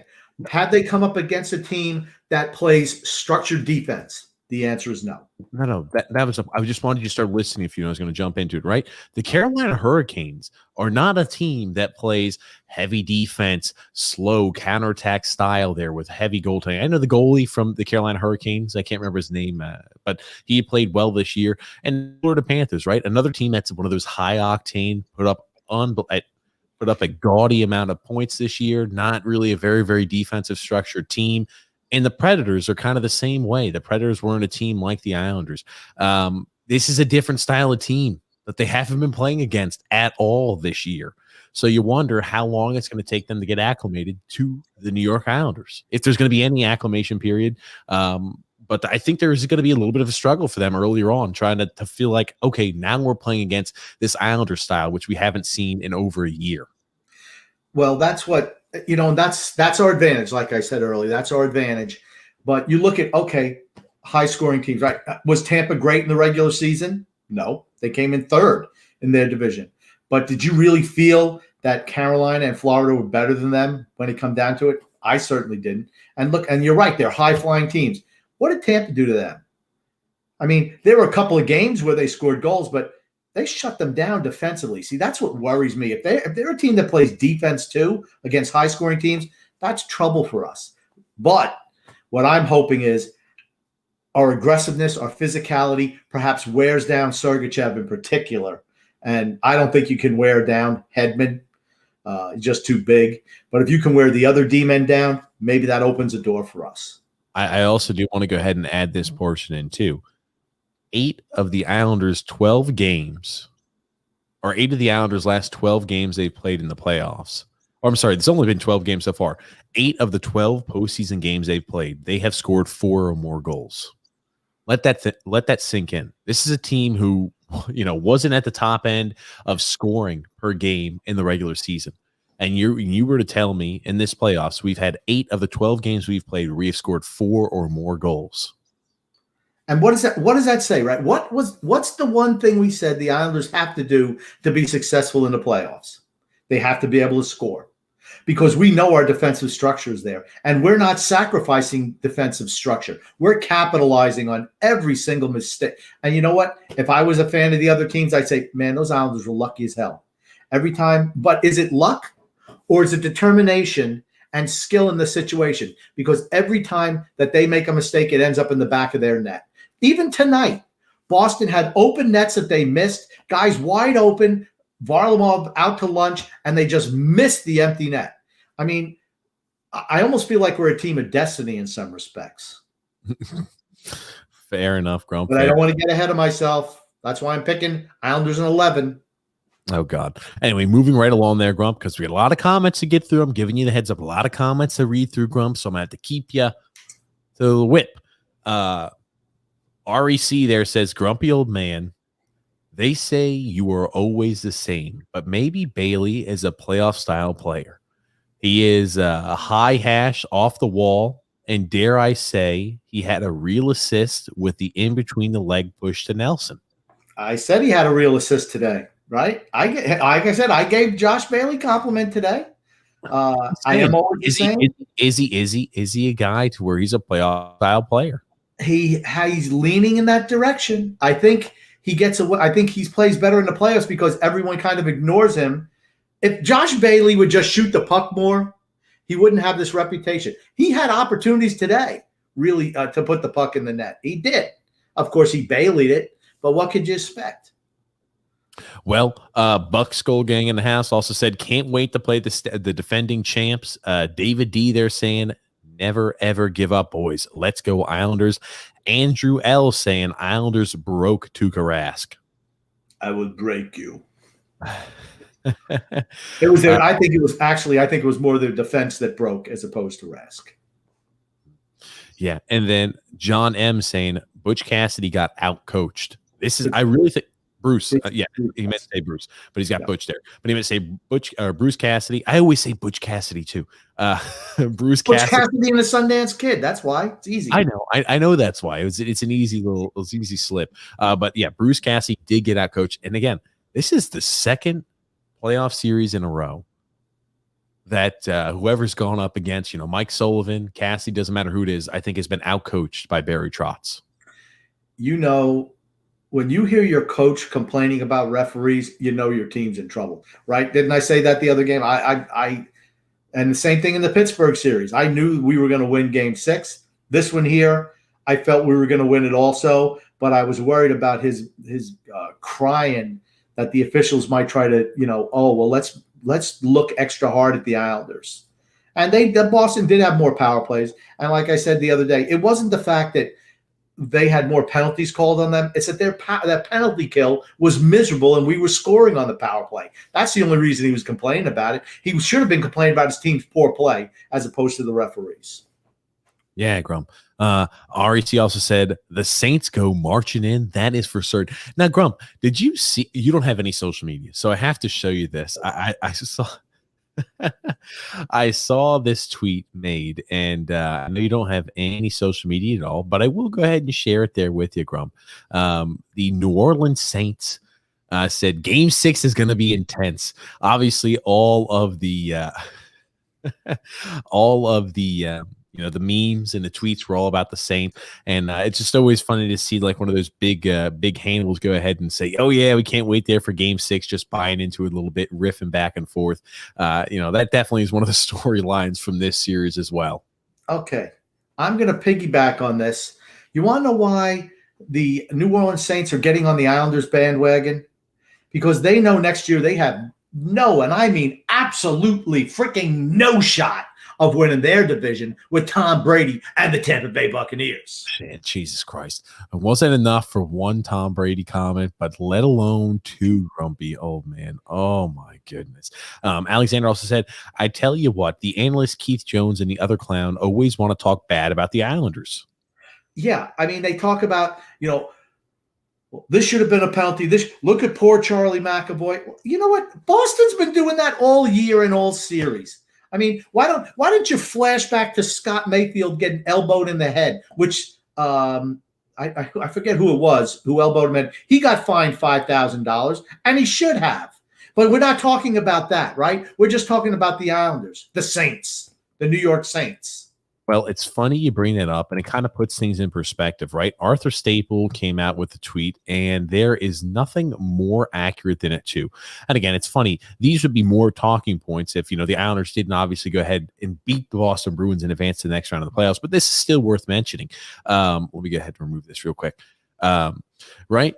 Arthur Staple said that's 3 max fines for a team that's getting screwed with 1 minor penalty being called on those 3 infractions, right? Cassidy's complaining about, how the refs aren't, looking at him. The Islanders try to give themselves this saint type of complex, and they've done a good job of selling that, right? They have been fined the max amount there on those infractions 3 different times in this series, and only one of those that were deemed, hey, maximal fining events were actually called a penalty on. Think about that. Yeah, here's the thing. You know what? Bruce Cassidy needs to be checked for glaucoma because his vision absolutely freaking sucks. He only sees what happens to his team. He doesn't see what his guys do. All right? Because obviously he ain't seen enough. That's the whole thing. They were taking cheap shots all series against the Islanders. Why? Because that's the way Boston plays. Guess what? During the season, they were one of, if not the most penalized team in the league. Why? Because that's the style they play, up and down the lineup. I don't want to hear him crying. That would have been like Fred Shero crying back in the day when he was coaching the Flyers. That's what it would have been like. It was ridiculous. It was laughable. And to see NBC Sports Network just tout that the Cassidy line sickened me. It's like, shut up, Keith Jones, you loser. Hack. Oh my goodness. He's getting his last couple of comments because when he's out of a job at the end of this year, because he certainly won't be, well, I would hope he wouldn't be picked up by TNT. But we'll see. John M. also said, Grumpy, who would have known Carlo was their glue? He meant Grumpy, who knew Carlo was their glue. That's right. Why? Because he plays defense. He's their defensive, and so is Miller, honestly. They're both their defensive defensemen. McAvoy's a very, very good defenseman, but he's more of a puck mover. But he plays defensive zone, but these guys were their rock-solid D-men. That was their loss. I said that as soon as Carlo got hurt, I said that could be the difference in the series, and it certainly turned out to be so. It meant that everybody else had to step their game up. They have a lot of young defensemen, and they weren't up to the task. What a Film's also saying, we did this with 4 lines. It might not be pretty, but it was tonight. Unless Matt Barzal be pretty, but it was tonight. Unless it's Matt Barzal scoring, it's never pretty for us. I'm just ecstatic with the way we're playing. Everybody is contributing. No passengers. Not even my pal Josh Bailey. He's not been a passenger. Oh, let's give him credit. He's not been the human sidecar in this series. Brett W. saying the New York Islanders are the limousine riding, jet flying, kiss stealing son of a gun. Woo! That's for you, Grump. Limousine riding, jet flying, kiss stealing son of a gun. Woo! As Ric Flair would say. Thank you. Was it not good enough the way I just did it? It wasn't. Your woos are weak. Jesus Christ. Woo! Moving right along there. Sal P said, what's up, TJ and Grump? I absolutely loved our effort tonight. Our forecheck and cycling down low was the best it's been. Think about it. Down 4-2 with 2.5 minutes to go. The Islanders control the puck in Boston zone on the cycle. Totally. They couldn't get the goalie out of their net. It was tremendous. I'm here applauding Pajot, Cizikas, Clutterbuck. My God, Palmieri and Zajac down there, all of them. To me, this is the best that Palmieri has looked, honestly. He's getting his nose dirty now. Maybe it's hanging out with J.G. Pajot. I don't know. But he is a fixture on this third line. That's too much to give up for a guy who's a rental, but still, he's a perfect fit for that line. Perfect fit. John M. also said, Grumpy, Taylor Hall is a wasted talent. Soft with no heart. I don't know. I'm not going to rip him. I thought he wasn't as good this series as the last one, but I think it's more the fact that we shut them down. Goodness gracious, Grump. Gotcha. Absolutely. Moving on. Brett, Let's Go Islanders said another tough, gritty game. Everyone played their part. That crowd was electric. They will be even tougher against Tampa this time around. I think we will be tougher. My concern is Tampa's better than last year. And Brett, he's with Net Threads. You got to love Net Threads. Their shirts are top quality. Not that cheapy stuff. I'm shocked you're not wearing, by the way, his Josh Bailey Did You Score a Goal shirt, Grump. Well, Josh Bailey didn't score a goal. And like I said, I wore this shirt because the Islanders are the only team that matters. That's why. Patrick V also said, I think Pellick is our best defenseman for the Islanders in this series. This guy is so underrated. If there was a if there was an award for best defensive defenseman, because Norris Trophy is not that anymore. It's just, whoever's Hedman's a different animal, but usually it's like Cale Makar. Is he a better defenseman than Adam Pelech? No. You could say the same thing about like how Erik Karlsson used to win that award. It's all about how many points you put up. I think PK Subban won it 1 year. I can't remember. I don't know. Here's the thing, right? It's become what defenseman puts up close to the most amount of points in the NHL. No longer is it actually the best defenseman. Right. And, but if they had a best defensive defenseman, Adam Pelech would be in the running for that, for certain. John P. said, gutter animal. Gutter animal. Slimy dog.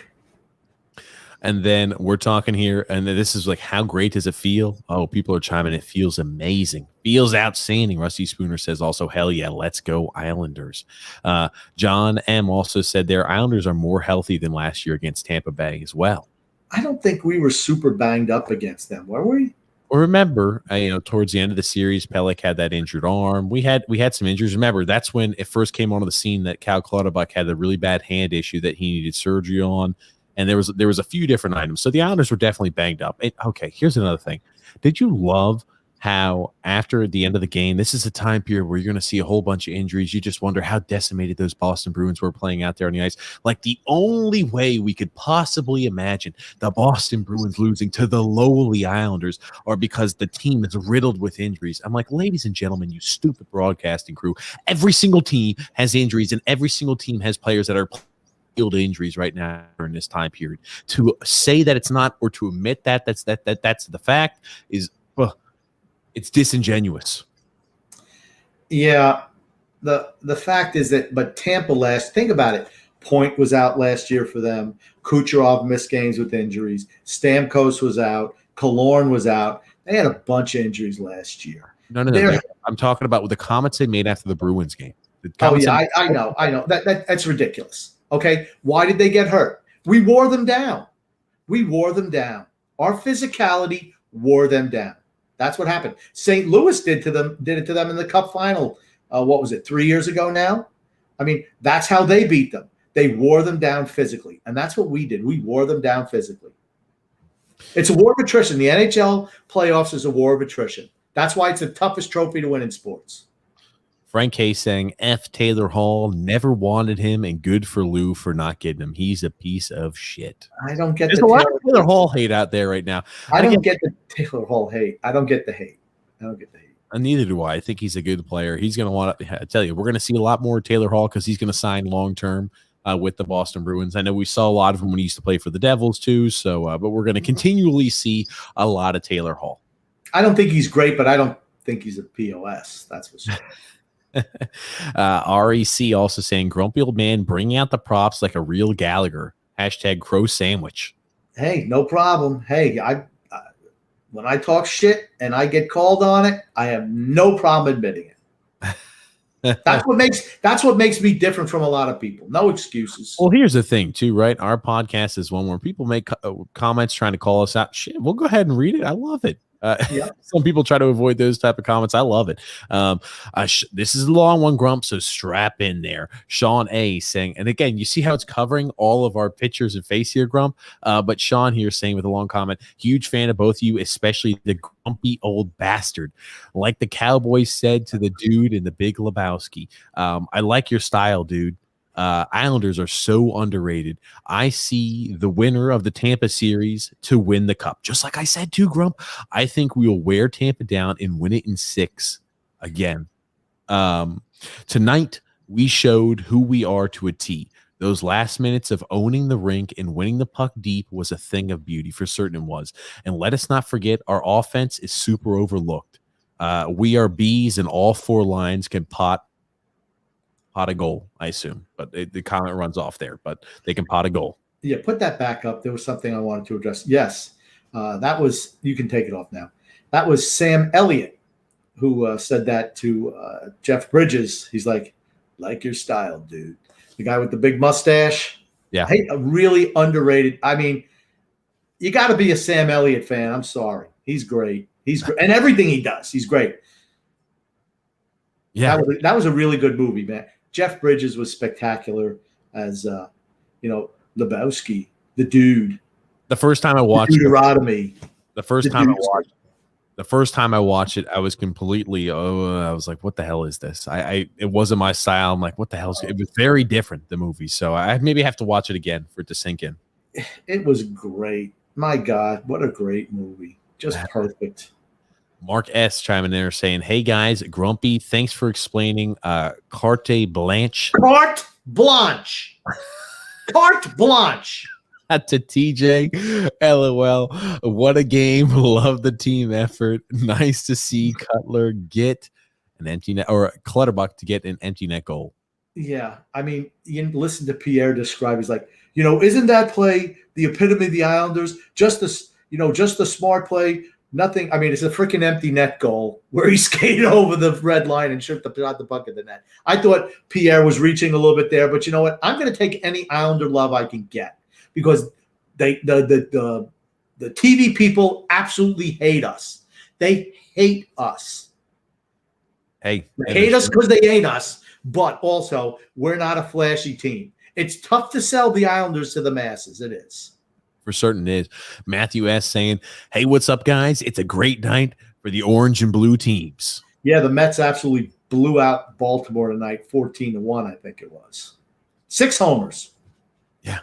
Buck Skull Gang in the house said, as a Tampa fan, I'm worried about the Islanders. I'm telling you, as Tampa fans, I feel like they have to have a little bit of worry for the Islanders for certain. Yeah, I'm gonna tell you what, he's a Tom Brady fan. I just see Buck Skull Gang in the house. I'm betting he's got Bucks in. I'm sure he's a Tampa fan. Like you could see the background, a little bit of the Buccaneers too as well. Moving right on, no. Phil C saying, love our Islanders, love your show, guys. Thank you there, Phil, for letting us know there. We appreciate it. What if Film's also saying we are hot? Yes. Not as hot as Montreal, but we're hot.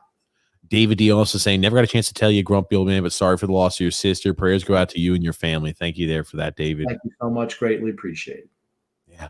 And then Alexander saying, Brock Nelson has a knack for series clinching games. He just turns it on. He had a great game tonight. He was out right from the get-go. You can tell which guys come to play. And it was the first 10 minutes. You could just I felt we were going to win. I did, even when they tied it up.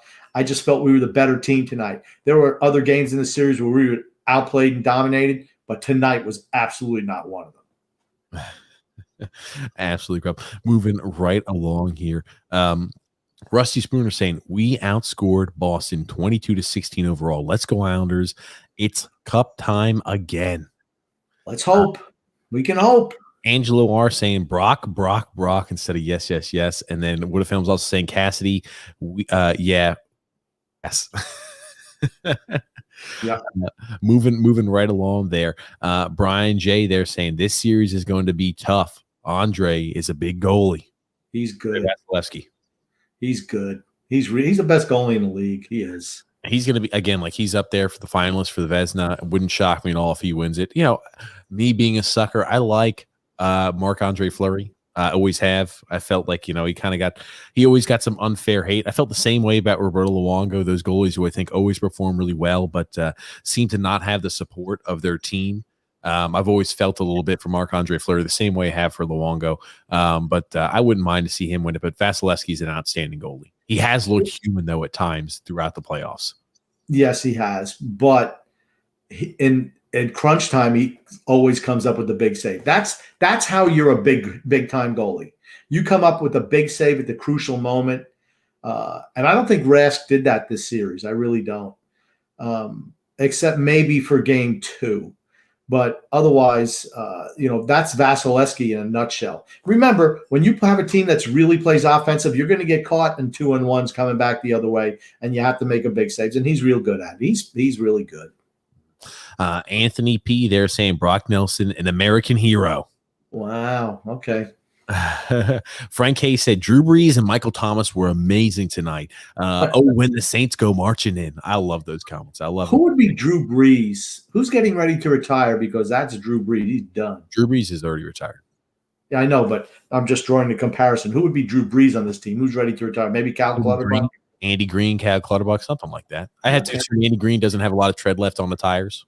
Yeah, but Andy Green made some really solid plays today too. I mean, the whole team played extremely well. Why They didn't want to go back to Boston. I can tell you that much.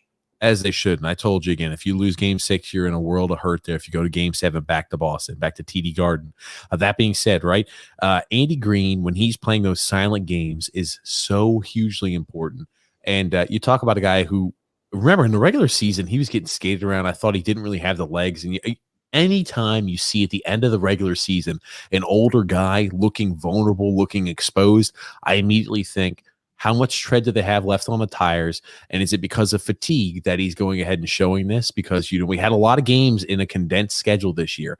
Those are things I worried about. And again, this team has proven me wrong in that aspect, because the effort level they've had out there on the ice is 2 gears above what we saw in the regular season. And I can't stress how important that is. Yeah. If we had played this way during the regular season, I would have had a whole different outlook going into the playoffs, but we didn't.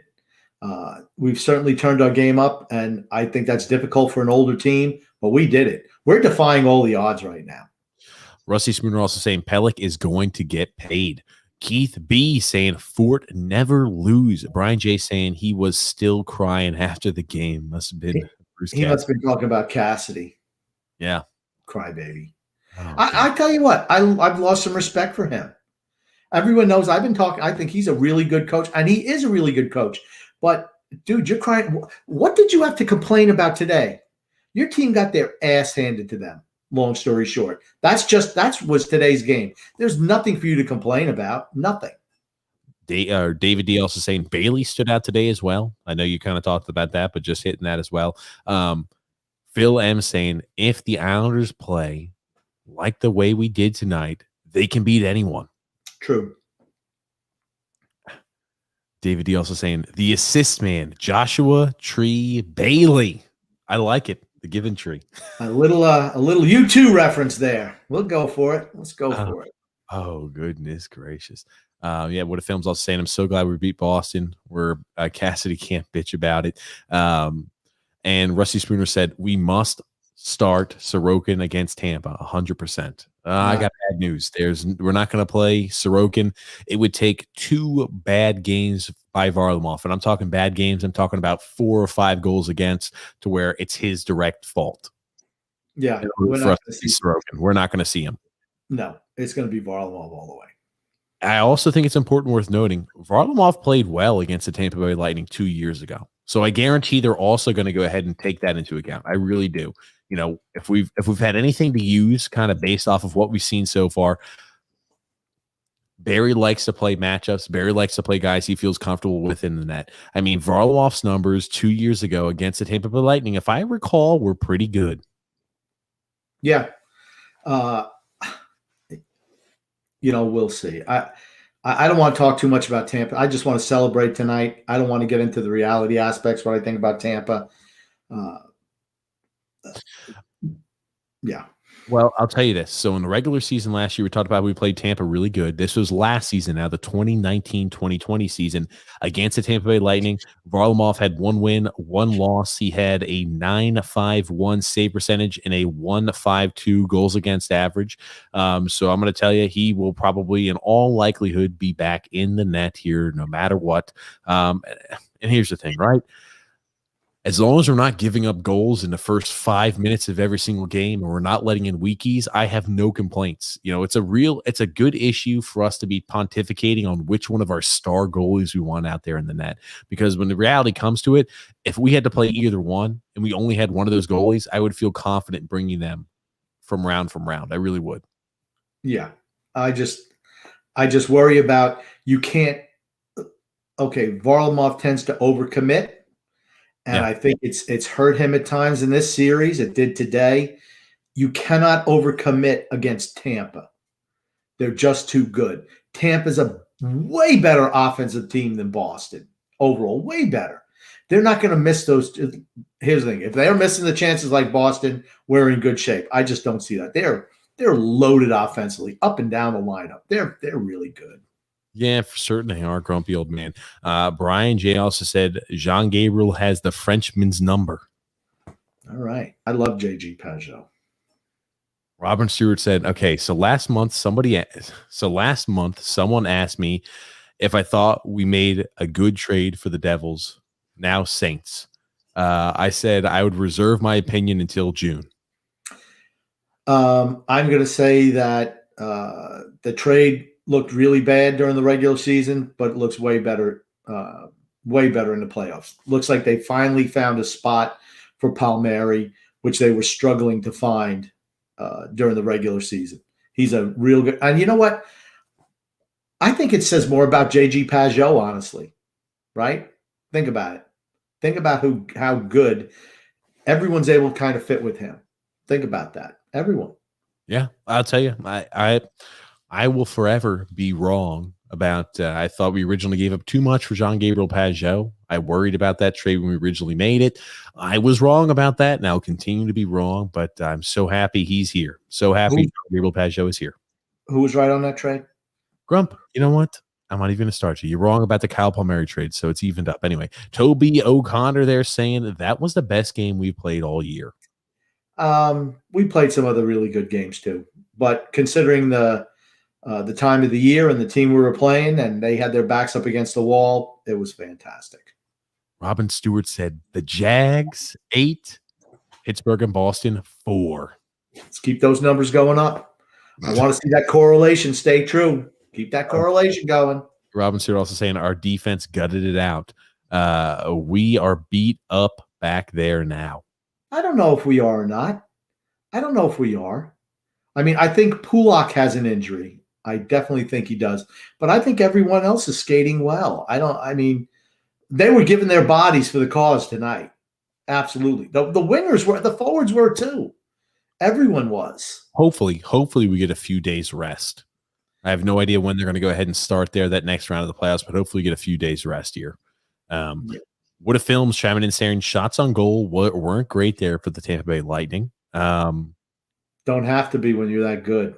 You know, hey, when the Russians were playing back in the 70s, they'd only have like 16, 17 shots on goal. They might have 8 or 9 goals. I mean, they were mesmerizing. Tampa's like that too. Tampa's good.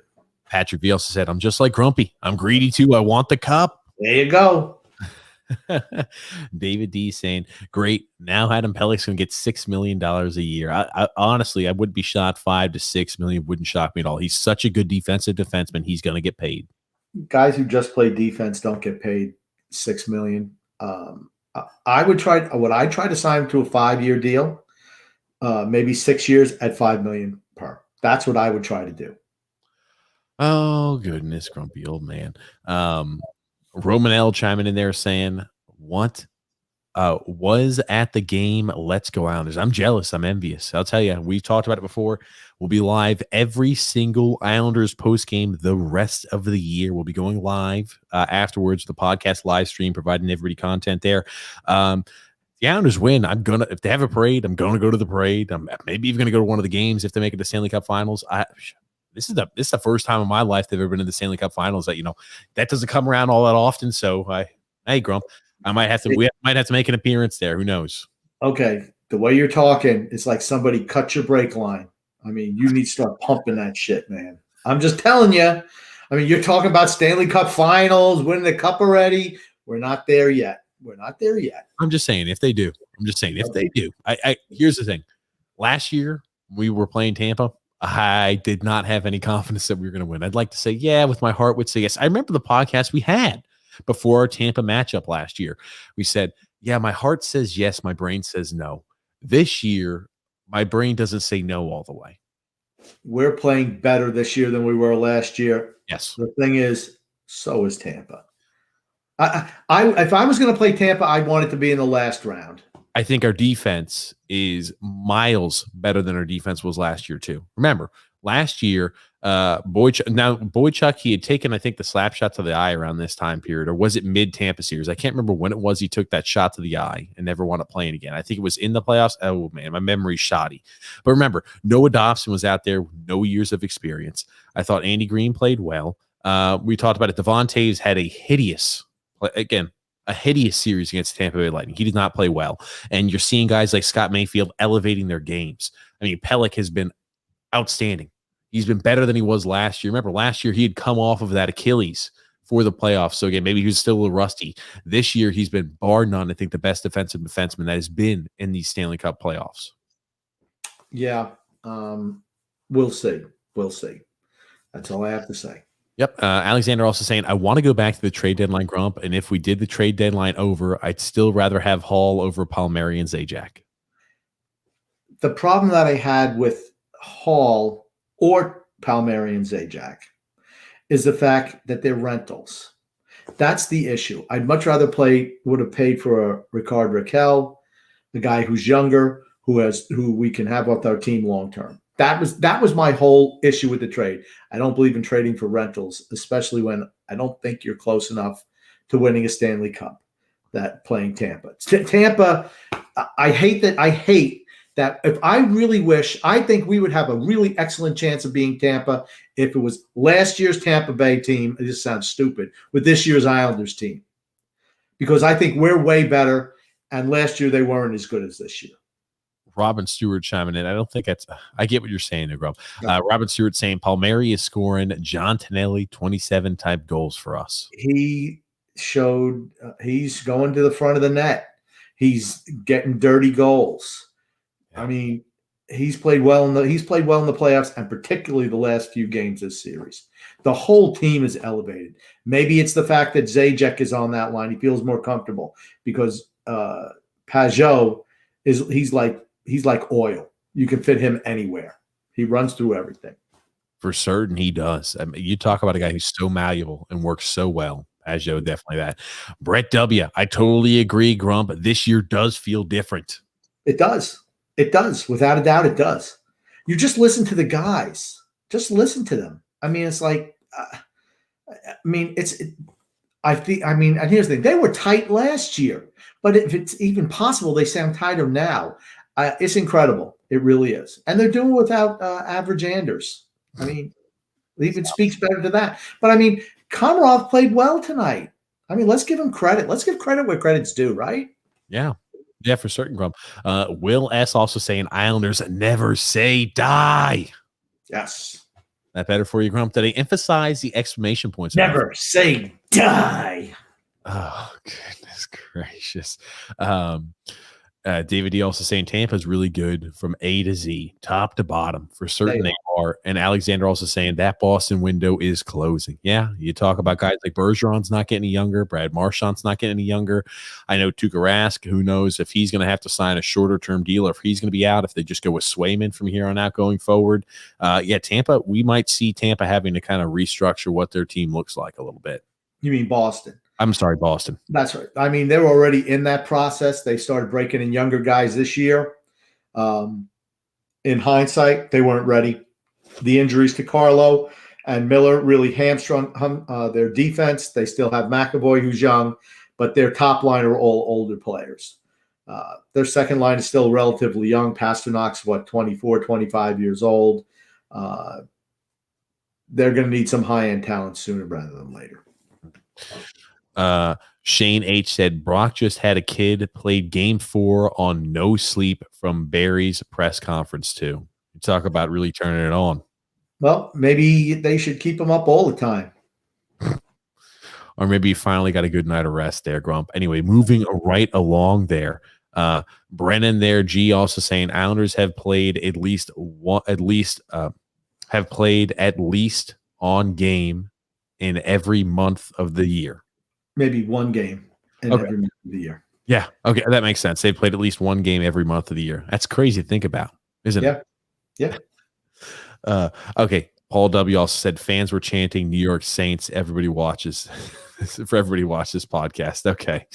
Good. I'm glad. Tom White also said the thing is that everyone buys into how they are to play. Everyone believes. Tough series ahead of us, though. For certain it is. Right. Total team buy-in. And like I said, that's why I think the job that Barry has done, not this year, 2 previous years, particularly year 1, seeing everybody buy in. Then last year, there's accountability on this team. And I know I get on him for what he does for Matt Barzal, for what he does to him at times. But he's bought in as well. I mean, you never hear him gripe or complain. You just don't. And this year, they just feel even tighter. I mean, they're almost like a composite baseball bat right now, which is as strong as it's going to be. And the best pop you're going to get off that bat is just before it breaks. And I feel that's where we're at now. Oh, goodness gracious. You just said this last year too, but we're moving right along. David D also said, I agree with you, Grump. Don't get soft on our team. LOL. Never. We'll end up shooting ourselves in the foot. Yeah, I'm always going to speak the truth. Always the truth. Today is a good day. Today is a good day. It's not a good day. It's a great day. It's a good day. You know what's a great day? When we win a Stanley Cup, that's a great day. If we win a Stanley Cup, it's a perfect day. Okay. I'm going to one-up you. Anyway, Alexander also saying his daughter, Grump, is Katie Ledecky. I thought he was that was his niece. I didn't realize it was his daughter. Okay. Gotcha. Maybe it's his. They're related in some ways. I know that. I know that's the girl. Will S also saying had a Zajac was going. Who had that Zajac was going to score? The Jersey boys on the ice for the last couple minutes there of Palmieri, Zajac, as well as Andy Green. Hey, and I had a feeling that Zajac was going to score today. Okay. Well, you know what? They all played well today. No doubt about it. They didn't have the devil's curse today. That's for certain. Oh, goodness gracious. We're moving right along there. Rusty Spooner said Tom Brady could go pound salt, Grumpy. He's the ultimate masshole. Come on, see. Now just, be honest. He's the greatest football player there's ever been. The greatest winner in the sport of football, without a doubt. Alexander also saying, OMG, I found my Ziggy Palfy jersey, the all-white one with the 4 lines on the side. You must be excited to break it out. Oldie but a goodie. Absolutely. Will also saying there, like Grump said, the team, that's how you spell Islanders. You spell Islanders Team. Yes. Tom White also saying should be a different series than last year against the Bolts. I would think that the players and coaches took a lot from that loss last year. Yeah, Tampa's just good. They're really good. They're the best team in the league. I would much rather play them in the finals as opposed to the semis. I think we could beat one of the other 2 teams. I just think Tampa might be a bridge too far. That's all. Oh, my goodness. Thank you so much, Mike. And I got to give our friend Mike M there. Mike, some credit here for tweeting this to me. And he said, hey, check your DMs. He said, Big W, screw the Bruins. You want to talk about a little extra fire to the flame, a little more of an FU, Grumpy. What's DMs mean? Oh, there we go. DMs means direct message. Oh my gosh. Anyway, Joe Haggerty after game 1. This isn't going to be a long series. Charlie Coyle just turnstiled Nick Leddy and curled a shot around Semyon Varlamov. 1-0 Bruins. Doesn't look like the Islanders can hang with them. It's funny, right? It was game 1. Yeah, sure was. Jeez. We talked about it too. It was terrible. But here's what Joe Haggerty doesn't know. He doesn't know the Islanders. He doesn't know that the Islanders never say die. He doesn't know that there's no quit in the Islanders. He's thinking they're Boston. You score a goal like that on them, they fold up the tents and go home. Not the Islanders, Joe Haggerty. You suck. Oh, goodness gracious, grumpy old man. And also sent me there Brad Marchand crying. Always fun. Oh, goodness gracious. He scored 2 goals today. You know what it meant? Nothing. Absolutely nothing. That's one of those things too. I'll tell you now. Brad Marchand, excellent player. Everybody freaking hates him, and nobody minds seeing Brad Marchand there, sad and unhappy. That's for certain. Go ahead, Grum. You want to know who really celebrated that cry? Lollipop did. Oh goodness, I don't think it was a cry. That's Leo Komarov for the uninitiated. Yeah, I don't think now Brad Marchand, that wasn't that game because that was on Sportsnet's the image, but that was just a random stock image of him crying, which always puts a smile on my face. Oh, by the way, Again, reminder, best way to show support there for Grumpy Old Man, myself there. Subscribe there to the YouTube channel. Subscribe there to Facebook, Twitter, so you can make sure whenever we go live here in the future, because it's going to be every single post game the Islanders have the remainder of the year, you'll get updates and notifications there on that. So you can make sure you tune in there, because, again, we usually do have the call-in section as well, where you have a chance there to talk with myself and the Grumpy Old Man. It's a good little segment we have. People always like to do it. We try to keep it just to the weekends, though, because it's a lot of extra work. Ariel C saying, Grump, I love you, but Palmieri was a superior pickup to Hall. It seems that way now. I don't know about that. Now, during the regular season, you couldn't say that. Not at all, because Hall was on fire during the regular season, and he gave them the second line. Palmieri's the third line player. His defense has really picked up the last few games. I mean, I'll be honest, right? Hey, let's be honest. Palmieri has stepped up in the playoffs without a doubt. Hall was good in the first round of the playoffs too. I just think our defensive structure took a lot away from them, and that's what hurt him. Yeah, Grump. Yeah, moving right along there too. William K. there saying the Islanders played hard, stayed within the structure, and stuck to the game plan. Boston has a great team, but we were more physical and stopped their top players sometimes. Not all the time, but I think it's enough to get them off their game, and we did a great job.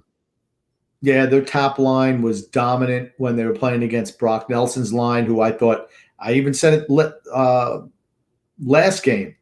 I thought that line has been terrible this series, and I think they were defensively.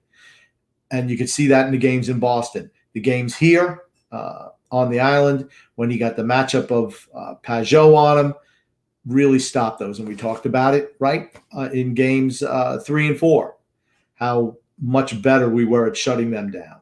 And that's what I think the difference in the series was, that Trotz made the determination early on that he had to get Pajot on the number one line.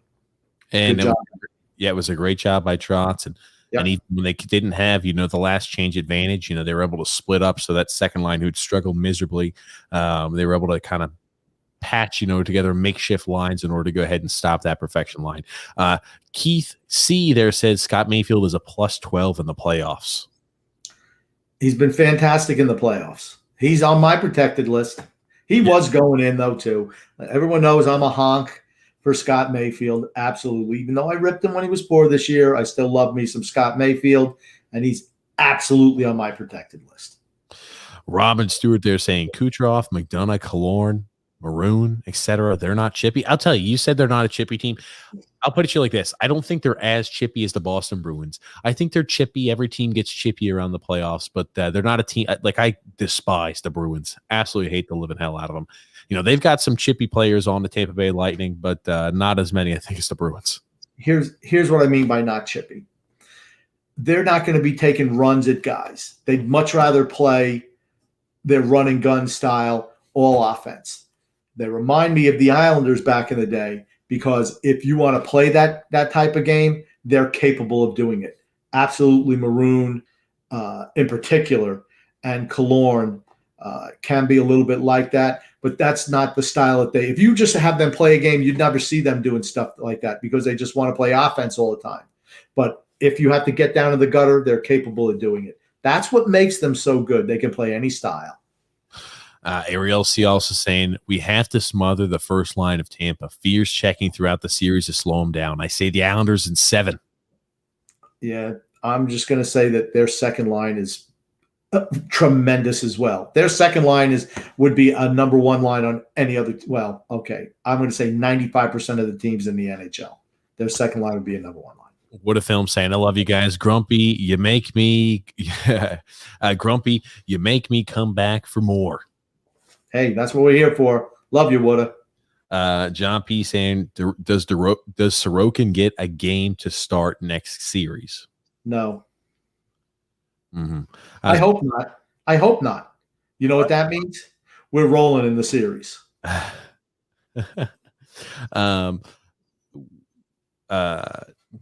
Brian P. Sorry, we lost a whole bunch of comments there, Grump. I was just trying to react to it. No doubt, bro. We have to get another round there for the Islanders misery meetup there to make in there. A couple bullets and some of our weaker members there. Oh, goodness. I'm not sure what that means, but moving right along there. Robin Stewart there says, Grumpy, if you're going to cry after we won another series, you're in the wrong dressing room.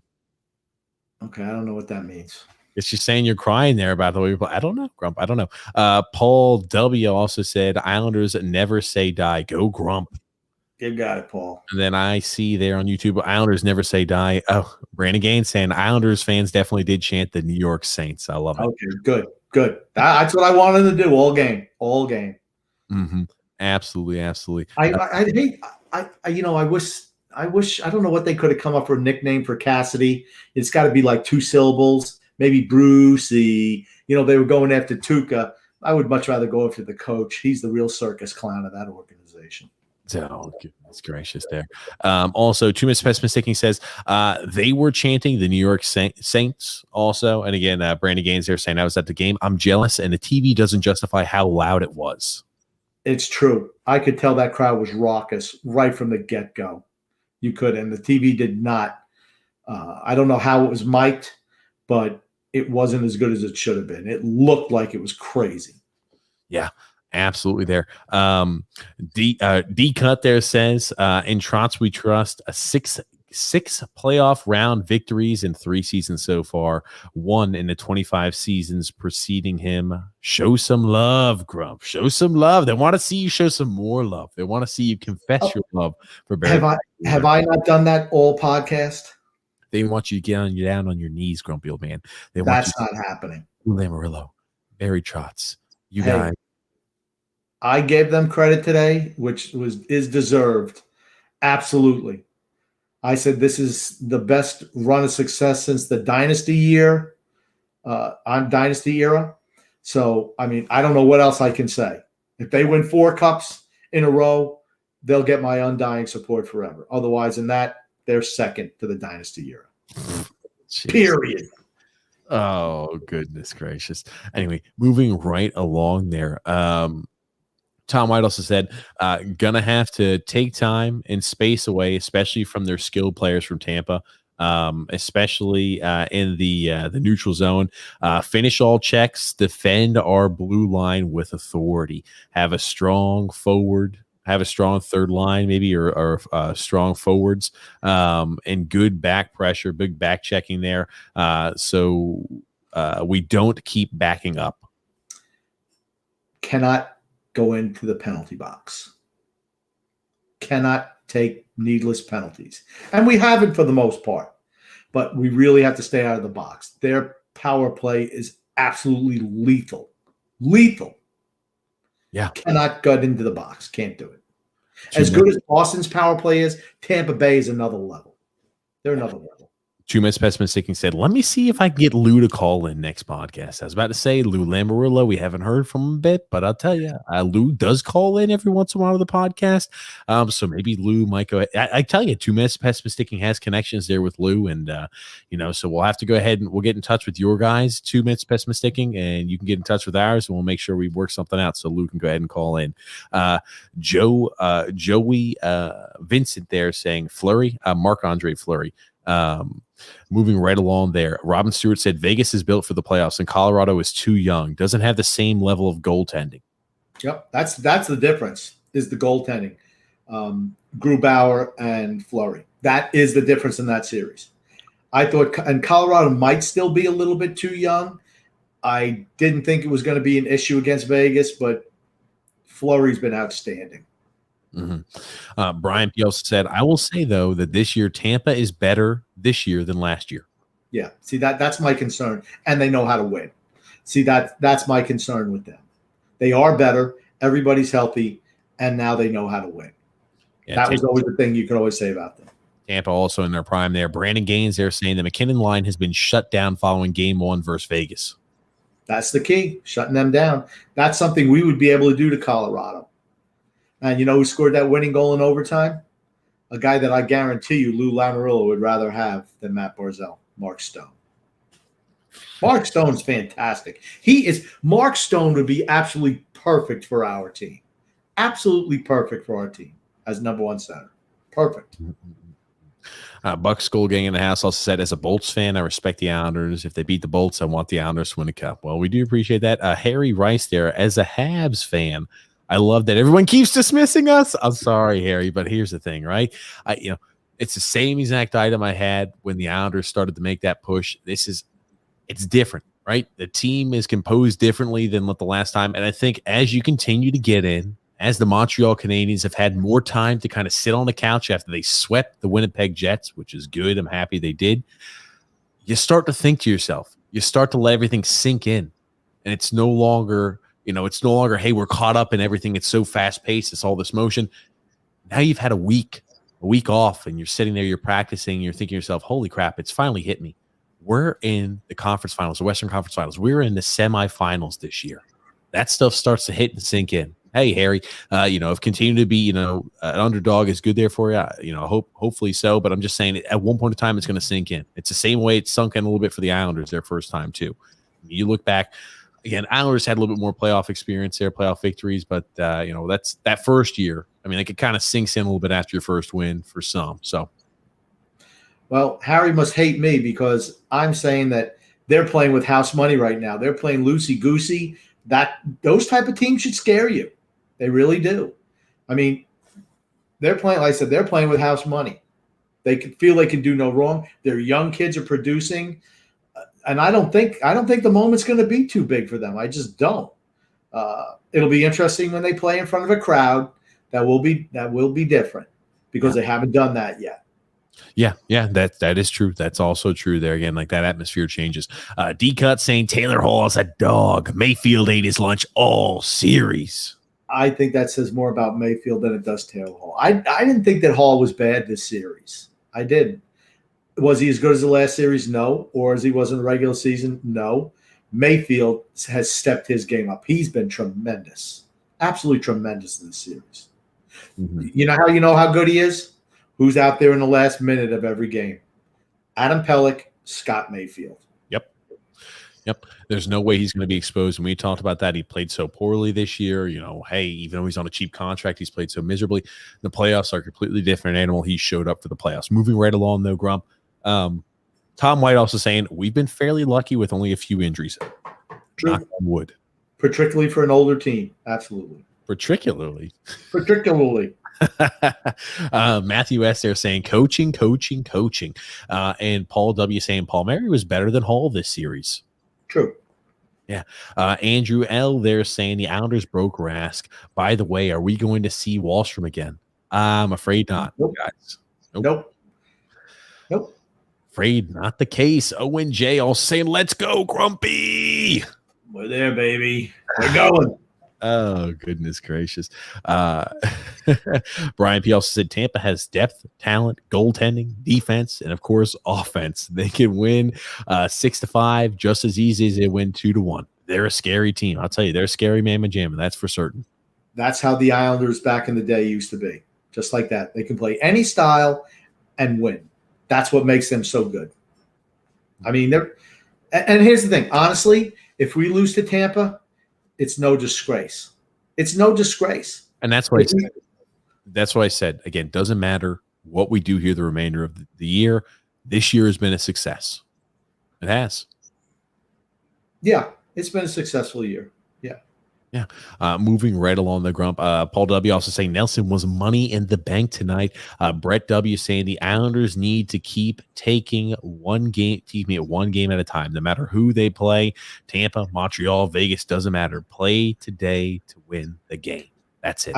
I don't think you need to worry about that. No. I don't. Mm-hmm.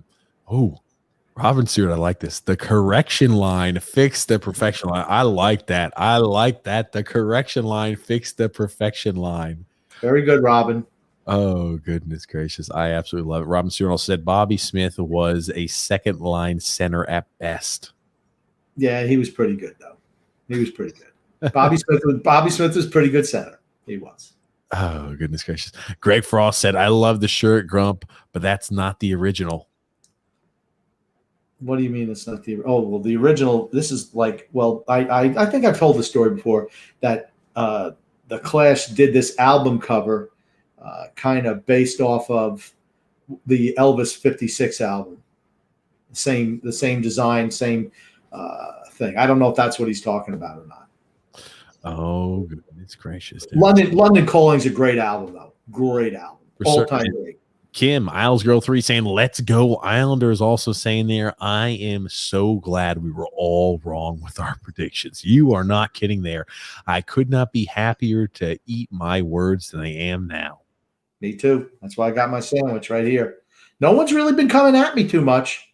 Well, trust me. Wait till we open up the phone lines. I think everybody's still happy as to what happened tonight. I feel like it's calm before the storm, Grump. Okay. Next podcast we've got, I feel like it might be changing a little bit. I think people might comment in. But hey, man, we're pinching ourselves. We're obviously happy where we are.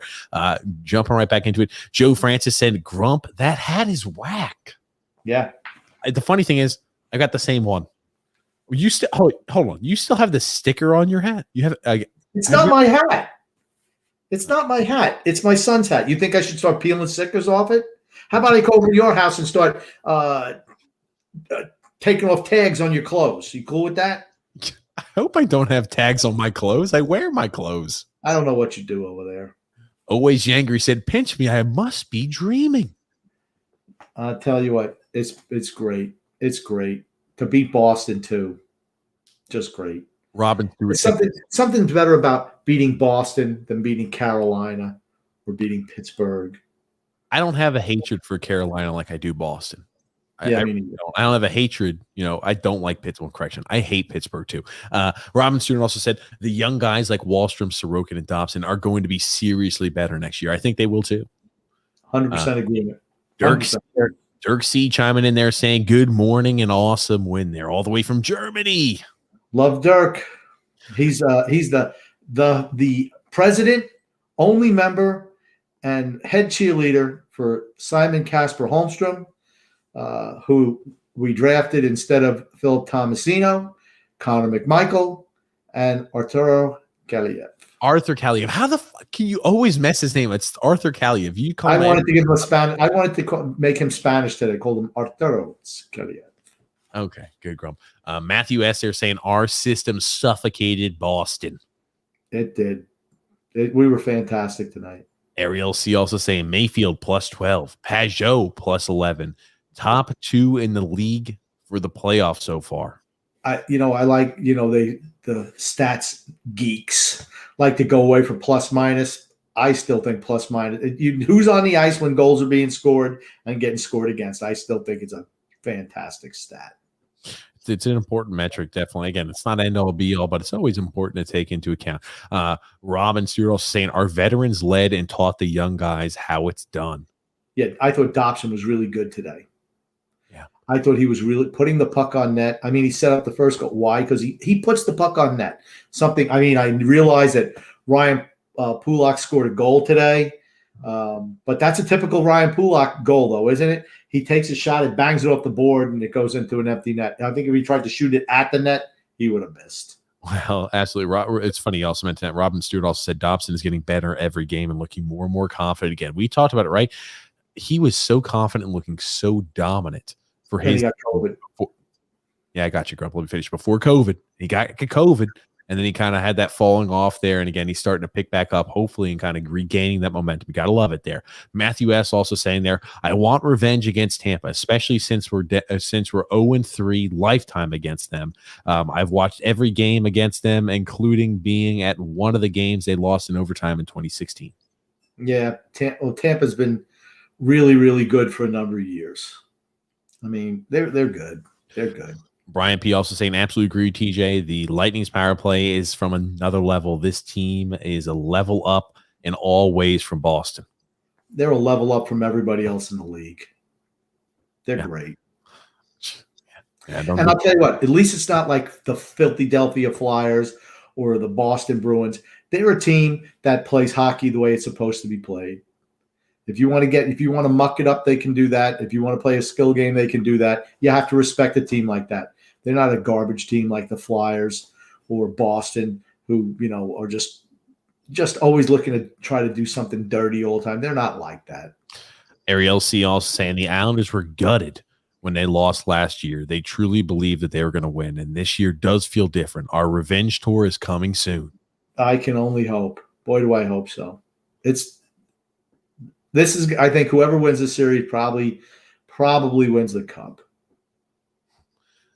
Yeah, I told you that before. Again, if the Islanders win this series, I told you that, right? Now you're coming around to my thinking. Whoever wins this series is winning the cup. Robin Stewart also saying there, Bailey's the king of holding the puck until a Bruin commits and then catching them out of position. Yeah, they never go after him. You ever notice? They don't concern themselves with him. Who were your 3 stars tonight, Grump? Let me look at them here. Nelson, Pelech, and I gave Leddy the 3rd star. Wow. Just because, or Pajot was probably the 3rd star, was Pajot or Palmieri. Could have been the whole 3rd line, honestly. But I gave it to Leddy because he did some things tonight that he never does. So maybe that shouldn't have deserved a 3rd star. But just like Josh Bailey hustling and going into pucks in the corners, which he never does, it's noticeable when he does it. And Leddy did that today, laying out 3 times to stop shots. I mean, he never does that. He never does that. So kudos to Nick Leddy for doing something he's not comfortable doing. But realistically, Pajot was probably my 3rd star. Yeah, absolutely there, grumpy old man. Absolutely. Moving right along, though, because again, we got a few comments we got to go through. Dirk C. also saying, I think Pelech was awesome for certain. He was. Yep. Yeah, and Robin Stewart also saying, agree with that, Grump. The team was tight as they are there. We talked about this earlier, Dirk. It's at least $5 million plus for Adam Pelech. At least $5 million plus. Again, we'll talk more of that off season, but every single game he looks dominant out there, like the best defensive defenseman in the playoffs. I just hear ka-ching, ka-ching, ka-ching, and just dollars going up and up and up. He's been fantastic. Ryan P said the Predators play like us, just not very good. Yeah, so I was about to say, I'm just thinking that based off of what the Tampa Bay Lightning have seen, no team that's near the talent level of the same style. I mean, when you're talking our division, right? The Boston Bruins played a similar style of hockey that we play. We don't have teams like, the Tampa Bay Lightning. I guess you could say we do have a few like the Flyers, but I'm sorry. I should never have compared the Flyers to the Tampa Bay Lightning. I apologize ahead of time, but we don't have a lot of those high-octane style teams that are really talented. We've got the Rangers, the Flyers, but, talent level, they're not there. And success level, they're not there. The highest offensive quality team that we played this year overall is probably Washington with depth of scoring because they had that. But we shut them down sometimes. But Washington is nowhere near as good as Tampa. Robin Stewart also said all the Russians will be beaking at each other in another language. They always do, too. I kind of chuckle at that. Yeah. Yeah, you can't understand what it's not friendly, though. Matt Barzal's time on ice total was 10 minutes and 58 seconds. Matt Martin, the $6 million man, had less than 10 minutes and 35 seconds. Well, I can tell you, as soon as we were up in the 3rd period, we had that 3-goal lead. I could say, well, Matt Barzal is going to be sitting on the bench relatively the remainder of this game because they want to play the defensive structure, and they think he's a defensive liability. Okay, and here's a problem I have with Barry Trotz right here. That right there tells you all. I knew he wasn't out there a lot. I didn't know the minutes. All I have to say is, if you want Matt Barzal to be able to play in those situations, you know what you have to do? You have to play him in those situations. If you want him to become more defensive oriented, where he's out there with the instruction of, okay, you're just to play defense, then you put him out there in those situations. And we don't. It's a mistake. You want him to get better. You have to put him in those situations so he can succeed and develop that way. Barry doesn't do that. Same thing with Noah Dobson, right? Did you see boo from Noah Dobson the last 7-8 minutes of the game? Nope. No, Dobson's a little different. Younger defenseman, so much shocked that he wasn't out there as many minutes. Joe C. there said it'll be interesting to see Tampa break out matchups against the Islanders in the neutral zone. If the Islanders can play disciplined and not get behind the play, we could control the flow. Let's go Islanders. It is possible. It is possible. Yeah, yes, for certain. Absolutely, grumpy old man. Moving right along there. Kim also there saying, oh, goodness gracious, Grump. I've lost a comment because there's so many comments we're trying to rifle through here. Cassidy has no excuses tonight. He got all the calls, and we dominated them 5-on-5. That was some Islanders hockey for certain it was. I don't know what he could have said to complain about today. He did get every call, and they were just dominated. If you're complaining tonight, Brucey, I can't help you. Honestly. Also saying never seen so much fire from Zajac. He played phenomenal. The celebration of the empty net goal, watching him, warmed my heart. It really did. You see, I mean, he was like a 10-year-old out there on the ice. He was so. I mean, I never seen a guy like that age get so much ups.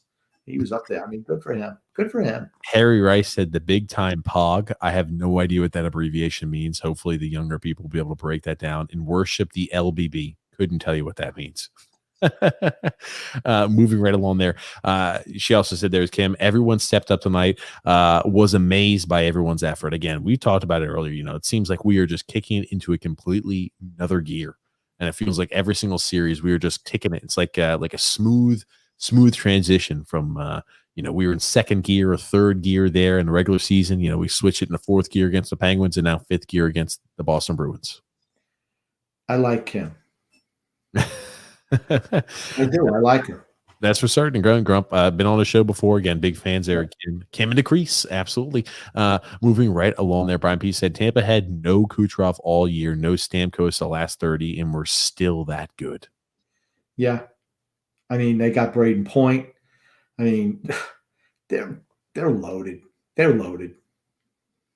They're going to have salary cap problems going forward. That's what's going to do them in is salary cap issues. If you win a few cups, I think you could deal with some salary cap issues or some time periods of a rebuilding after a few cups in a row. So anyway, that being said, moving right along there, Robin Stewart also saying there, we just have to play our game. We were a team. That was an underdog in Pittsburgh and weren't supposed to beat Boston. Look at the announcers. We still get no love. True. Tampa's a different animal. That's my only concern. Tampa's a different animal. And Robin Stewart also said Tampa cheats. They found a loophole with the injury list. Stamkos and Kucherov put them over the cap. Well, I mean, that's just being creative. That's just figuring out what's going on. I saw that originally. I remember they had to put Kucherov there. It allowed them to go ahead and put him on long-term injury technically through that time period. So they didn't count against the cap. I mean, if I'm a fan of the Tampa Lightning, that's brilliant. I'm glad they're doing anything and everything they can to go ahead and make sure that they extend what we can to go ahead and win a cup. Yeah, Stamkos played all year. It was the Kucherov thing that people are complaining about, but they didn't break any rules. I mean, and here's the thing: other teams have done it in other years, so this was not the first time that's ever happened. So, it is what it is. If we had the opportunity to do the same thing for Anders Lee, I don't think Rob will be complaining about that. Matthew S. there saying, by the way, we're 3-0 all time in the series against the Boston Bruins in the playoffs. Yeah. Yes. Frank K. restating it. We know it. Cassidy's a bitch. And that's for certain. Moving right along there. Jeff F. there saying, what a game. Just got home. The barn was electric for the most part. So many played well, but special shout outs to Clutterbuck, Beauvillier, and Nelson, who played the games of their life. He was an absolute beast defensively and on the puck. Right from the opening faceoff, he was. He was great today, Nelson. Yeah. Also, Croc, one of my favorite players in the history of the Islanders, Croc Nelson. Nick D also saying Casey was injured too. I think Nick D also, I know we lost some of the comments there, Nick. We'll have the podcast uploaded by tomorrow morning. So he said he drives for a living, so he'll be able to listen there to it. But we should have it uploaded there tomorrow morning. So we'll make sure that's there. Jeff also saying there, TJ and Grumpy Old Man, congrats to you both and to us all. Great win. More to come. I am cautiously optimistic. If it wasn't Tampa, I think we're going to the finals. If it was any other team, any other year, I think we have a legit shot to win. Just Tampa's fantastic. But I'm geeked up. I'm so geeked up. I know. It's funny, right? I was thinking to myself before the game even today, I said, I have never been more excited in the playoffs than I am now. Even last year was like, hey, this is new territory. We made it to the Eastern Conference Finals. That's great. I still have not been more excited and more optimistic about the team. And again, I think cautiously optimistic, but right now, I mean, we're flying high. I mean, after the way we won tonight, I'm flying high. And I think a lot of other Islander fans are too. Well, see, that comes from increased expectations for the team. Last year, everyone was just kind of happy we got where we got. Now, it's like I'm going to guarantee you, I think his name was Hank, the Canadians fan. He's just happy that they're there right now. Harry, yeah. Okay, Harry. Sorry, Harry Rice. He's just kind of happy that they're there. Where now the expectations, and the further you get, and the greater the expectations, the more your nerves happen. I mean, I don't think it happens for the players, but certainly for the fans. Dirks, he also said Zajac is getting better with the more games that he has playing with the Islanders. Yeah, he's played well. He's looked really good on that third line, and so is Palmieri. Few more comments about Taylor Hall. Frank K there said Taylor Hall is a locker room cancer, and Robin Stewart there. Taylor Hall isn't a winner at the pro level. I'm just going to say that we know that Frank does not like Taylor Hall. No. Frank K also said love Dobson. The big moment doesn't faze him at all. True. Owen J there saying impressive, and then explosive diarrhea. I wonder if that's based off of that's The Exorcist. That's Linda Blair and The Exorcist. I'm not even going to let you describe something stupid and get it wrong. It's too late. I'll just tell you who it is. No. I'm saying the explosive diarrhea. I wonder if that's based off of oh man, Dr. Disrespect. He says that all the time. So I wonder if that's like a pun off of what he says. But we played the Lightning in 6 games, and it was tough fought series. I hope Wallstrom is ready for game 1. No. I mean, did you really think last year we were going to beat Tampa? I mean, even the games we won, it was like, I don't know. I just think like Tampa was really banged up in that series. That's when they were missing Stamkos and Point and Kucherov, and those games were still close, the ones that we won. And that to say, like, did we think we're going to win? Even with those injuries that they had, we had talked about it beforehand. We still thought our brains said Tampa. I could legitimately say I think the advantage of them not having familiarity against us plays into our favor. It really does. I think our team is looking complete. They're firing on all cylinders. Again, eight of our 12 postseason games, we've scored 4 or more goals. Those are definitely exciting things to think about. And again, against Pittsburgh and the Boston Bruins, 2 very, very good and talented teams. But moving right along there through comments, Mike L saying, safe to say Wallstrom may not see the ice. And Varlamov is in net until further notice. Keep it going, Islanders, or should I say keep it going, Saints? Spot on. Nothing wrong there. Yeah, absolutely. Matthew S. there saying, sorry for your loss there, Grump. Wasn't watching a full podcast that night, but I saw that you were distraught. Yeah, absolutely. Thank you. And Owen J there coming in and saying there, the Islanders will beat Tampa this time around because we are more structured of a team. We have the identity. Also, we have the experience, Grump. And TD, the Islanders will win in 6. You heard it here first. I hope Owen's right. I just hope he's right. Brett, let's go on there saying you guys are the best there. Another awesome podcast. Have a great night to you and all the Islanders family. Let's freaking go Islanders. Yes, sir. Helen Yeller saying Andrei Vasilevsky's overrated. Varlamov has more experience. I'm not going there. I'm not going there. Okay, honestly, if you had a chance to have Vasilevsky or Varlamov in that, who would you pick? I pick Vasilevsky. Yeah, it's a no-brainer for me. I'd probably how good Vasilevsky would be in this system. Unbelievable. Just like Sorokin's going to be a freaking monster for years to come. Any goalie that is absolutely elite is going to be unbelievable in the system. Mike L also saying, also ever notice that Brock Nelson only plays well in hot weather months? You know what? He's true. That's right. It's funny, right? Brocktober, all the warm months. He's had a lot more consistency to his game, but consistency to his game. But that's a little funny tidbit there. Owen J also said, and the reason why the Islanders will win this series is that we're protecting the net much better. Yeah, we're doing great at that. Tampa's. I just hope he's right. I think it'll be a tougher series for Tampa this year than it was last year. The only games we won was they were missing 4 of their top 5 players. Those are the only 2 games we won in the series. Rusty Spooner said cups at TJ. Cup, not cups plural. More than one would be cups. Get at him, Grumpy. Go ahead. It's damn, you don't remember it again? I just spit on my computer because I can't believe it. It's carte blanche. Carte blanche, Grumpy. Thank you. Thank you, thank you, thank you. Again, I'll have to look up. I forgot already what it meant from our last podcast, too, so I'll have to look it up later. Not the time, but a little later. Owen J said, "What's wrong with Nick Leddy? He looks inches." I don't know. I thought he looked good today. I thought he did too. And Robin Stewart said the Coliseum lives on. That is for certain. Eric K. They're saying, I think we will be fine in this next round. I hope so. I like John Forsland breaking out the barn reference. Absolutely enjoy that. I like John Forsland as an announcer. I really do. Jeff F. They're saying Barzy was not himself tonight, skating wise. I hope he's okay. Yeah, he didn't play a whole lot. He didn't play a whole lot today. Yeah, I was about to say, I didn't pay too much attention there to it, and I wonder if that's also maybe the reason why I didn't play as many minutes on the ice. John M. They're saying Tampa has not lost 2 games in a row in the playoffs since the start of last year. That's why they're the best. Man, wow. Yeah, it's one of those items you don't like looking at there. Owen J. They're also saying Tampa looks old, guys, for real. As long as you don't stop point, Hedman looks banged up. The Islanders in 6. Yes.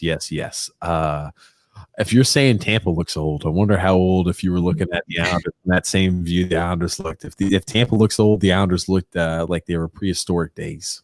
All right. The key to beating Tampa is we're going to have to hammer their defense like we did with Boston. That's the key.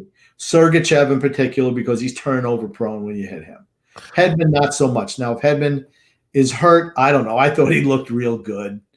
I think Hedman's the best defenseman in the league. But Sergachev is a guy you can take advantage of, I feel. REC there said last year we retired. We basically got off the plane exhausted and spotted them again. That's right. People forget about that. This year, we're just as rested. People forgot that, and I'm glad you brought that up. I had forgotten a little bit about that too, that the matchup and the time period and the rest we had in between our last game and the Eastern Conference Finals was not into our favor at all. They should have played the Western Conference game first. That's what they should have done. I don't know why the league didn't do that last year. Yeah, absolutely. Dirk C also saying, is it true that Bellows doesn't need to be protected in the expansion draft? No, Bellows would need to be protected since he didn't play enough games in the NHL. Heard that on another podcast. No, I think Bellows still has to be protected. Even if he didn't play enough games, I think Bellows still has to be protected. Yeah, Dirk, you should not be listening to any other podcasts but this one.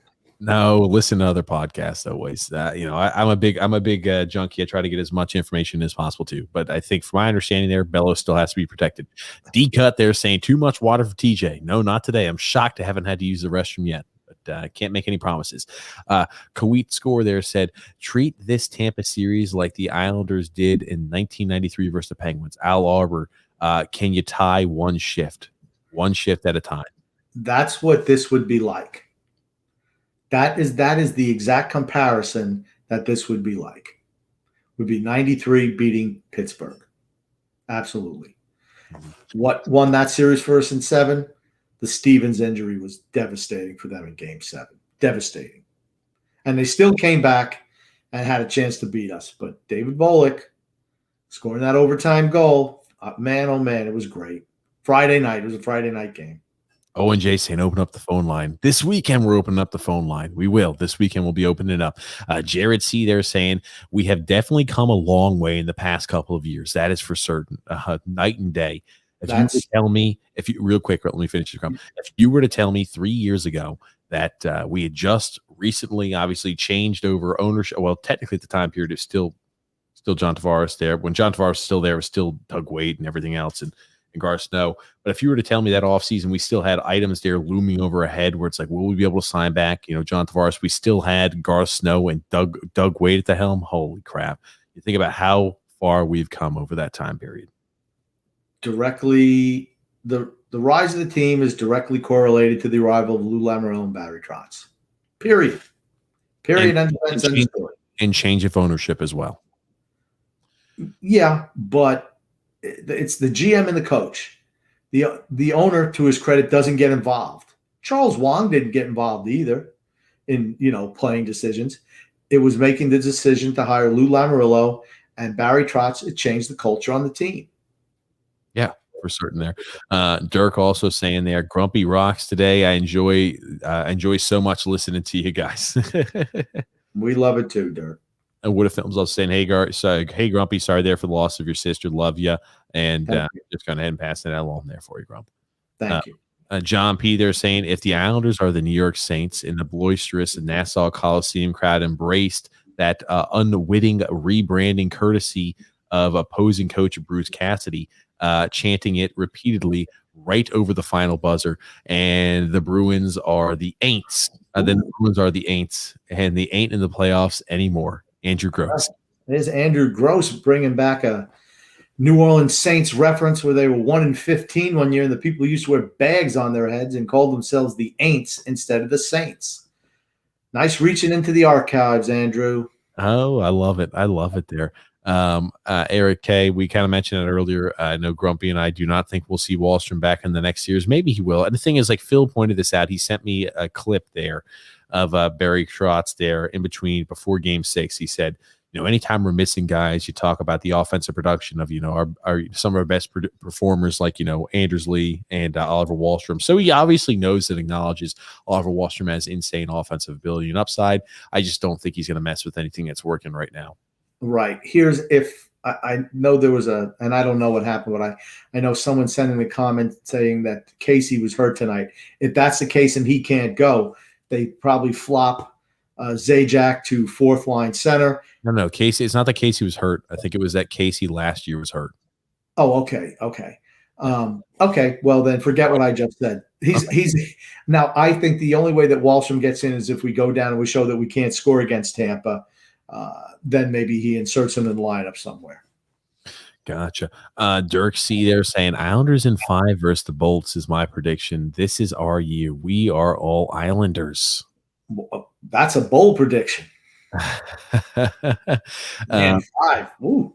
Kawita Score there says Islanders also have former Tampa Bay player on their roster, Colburn. I'm sure that he might have a good scouting report. I could tell you their scouting report too. They're damn good at every position they have. There's no secrets, really. There are no secrets.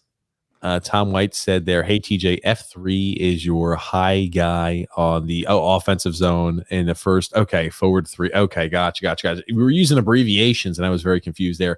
The F3 is your high guy there in the offensive zone, the first pressure on the opposition when they get the puck into their zone. You're using all these acronyms, and again, the comment, I'm happy you did, but I was not sure what that was acronym-wise.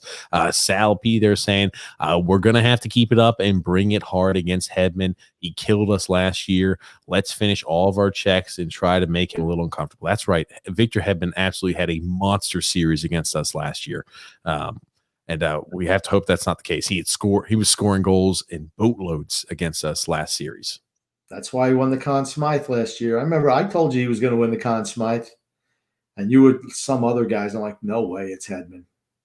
No, hold on. No. Kucherov. Okay, that's right. I did say that Kucherov, I think, had the most points that were ever recorded through that time period through the playoffs. And I said, is that maybe a chance there to win it? And you said Hedman. Neither here nor there. Moving right along there. D-Cut there saying Cassidy got badly outcoached by Trotz. Once he started crying about calls after Game 4 at the Coliseum, he felt the series was on the brink of being over. Exactly. When a coach starts crying to the media about calls, game after game, he knows he's in trouble.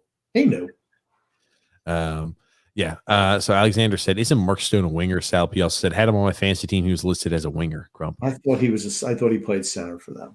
I don't watch enough Vegas Golden Knight games to tell you with 100% answer. But that being said, moving right along there, Robin Stewart said, we'll see Wahlstrom and a few others. You can't stay healthy, throughout the time period of the entire Stanley Cup playoffs. That's true. That's when we'll see him, I feel, is if we have an injury to somebody else. Grump, did you just notice that your microphone was still showing on the screen? I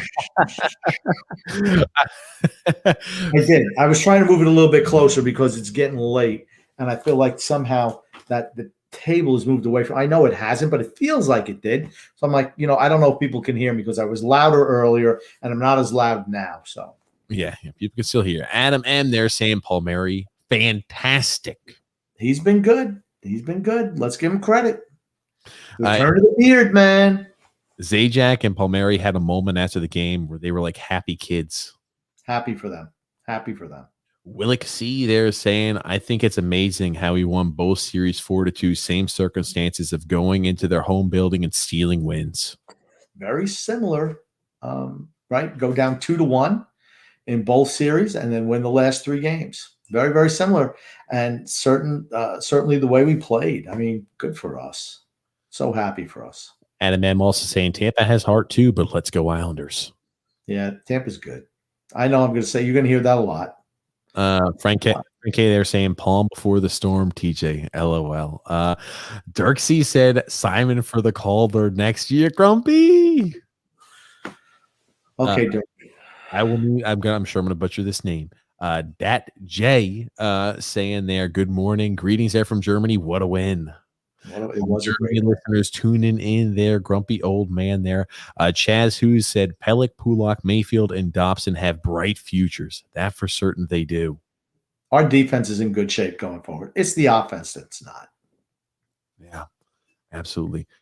Jerry Springer said, hey, you guys, love you all. I unfortunately have a really lot of unfortunate and terrible things going on in personal life this evening, and we'll have to re-listen to the podcast. Hopefully listening to you guys will cheer me up. We hope we do there, Jerry, former mayor of Cincinnati. You guys always make me feel better. Praying there for you, Grumpy, and your sister, and congrats, TJ. Let's go Islanders, and please pray for me, guys, going through a lot right now. Definitely thoughts and prayers there with you, Jerry Springer, for certain. Thank you, Jerry, and we're certainly sending prayers to you, without a doubt. And he also said, you need to bring on the guys from Eyes on Isles. I'll tell you this. They're hard to get a hold of. I know you messaged me that too. I would be more than happy to bring on the guys from Eyes on Isles. But like right now, it's like, hey, we want to get through everything with the postseason. It's like in the off season, that's where it's like, hey, we want to open up. We want to have guys back on that we've had in the past and kind of have a good time there with guests. Shoot it there. It's going to be fun off season. I'm looking forward to it. It's going to be a fun, postseason. Every single game we're going to go live. That's every single game. Yeah, I would much rather talk to the Eyes on Isles guys in the postseason. The reason being they're ridiculous, and I can't have them on when I'm rooting too hard for the Islanders. In the offseason, I can talk about that because usually that's when they just start throwing everything up. They're like a monkey throwing his feces against the wall, hoping something that sticks. But like I said, I read their stuff because it's entertaining to me. It's like the National Enquirer for the New York Islanders. Yeah, Chaz, who also said Martin is my favorite player. I was more upset when he left than when Tavares left. Ooh, I'll tell you, Matt Martin is a huge fan favorite. Tell you, he's a hunk. The ladies love Matt Martin too. Yeah, I didn't care when either one of them left. I didn't care. Oh, goodness gracious there. I don't know here. They said Kim, they said the thing. I don't know. I guess maybe Pog means something. Not sure exactly. Mike L said, can we talk about Pellick's hip check with a big old muscle there thrown up there, a little big bicep there. Denny Potvin was a fantastic hip checker. Darius Kasparaitis was a fantastic hip checker. Now you throw a hip check in today's NHL, it usually starts a brawl. But that was a good open ice hip check by Adam Pellick today. They even Pierre even said that. Oh, old school hip check. That's right, Pierre. It was. You don't get to see them very often, but they're great. Actually, was it along? No, I think it was along the boards. Sorry. Moving right along there, grumpy old man. Harry Wright's also saying it's weird. Didn't the Bruins dominate the Islanders at the Coliseum there since 2013? And yet the Islanders are 3-0 in the playoffs against the Bruins. Funny how that type of stuff works out. Yeah, well, we played them back there in the Dynasty era, and then this year. So we didn't play them in 2013. We weren't making the playoffs then. Nope. Moving right along there. Chaz, who they're saying, can we talk about the most hated, aka Bailey, how big he was this season? He played well. I thought his best game was Game 5. And Chaz also chiming in there on Facebook there. Can we talk about Bailey? Yeah, so many Islander fans talk bad about him, but he was big this year. For certain he was. And Chaz, again, Grumpy is more critical of Josh Bailey than I'm sure most people would imagine.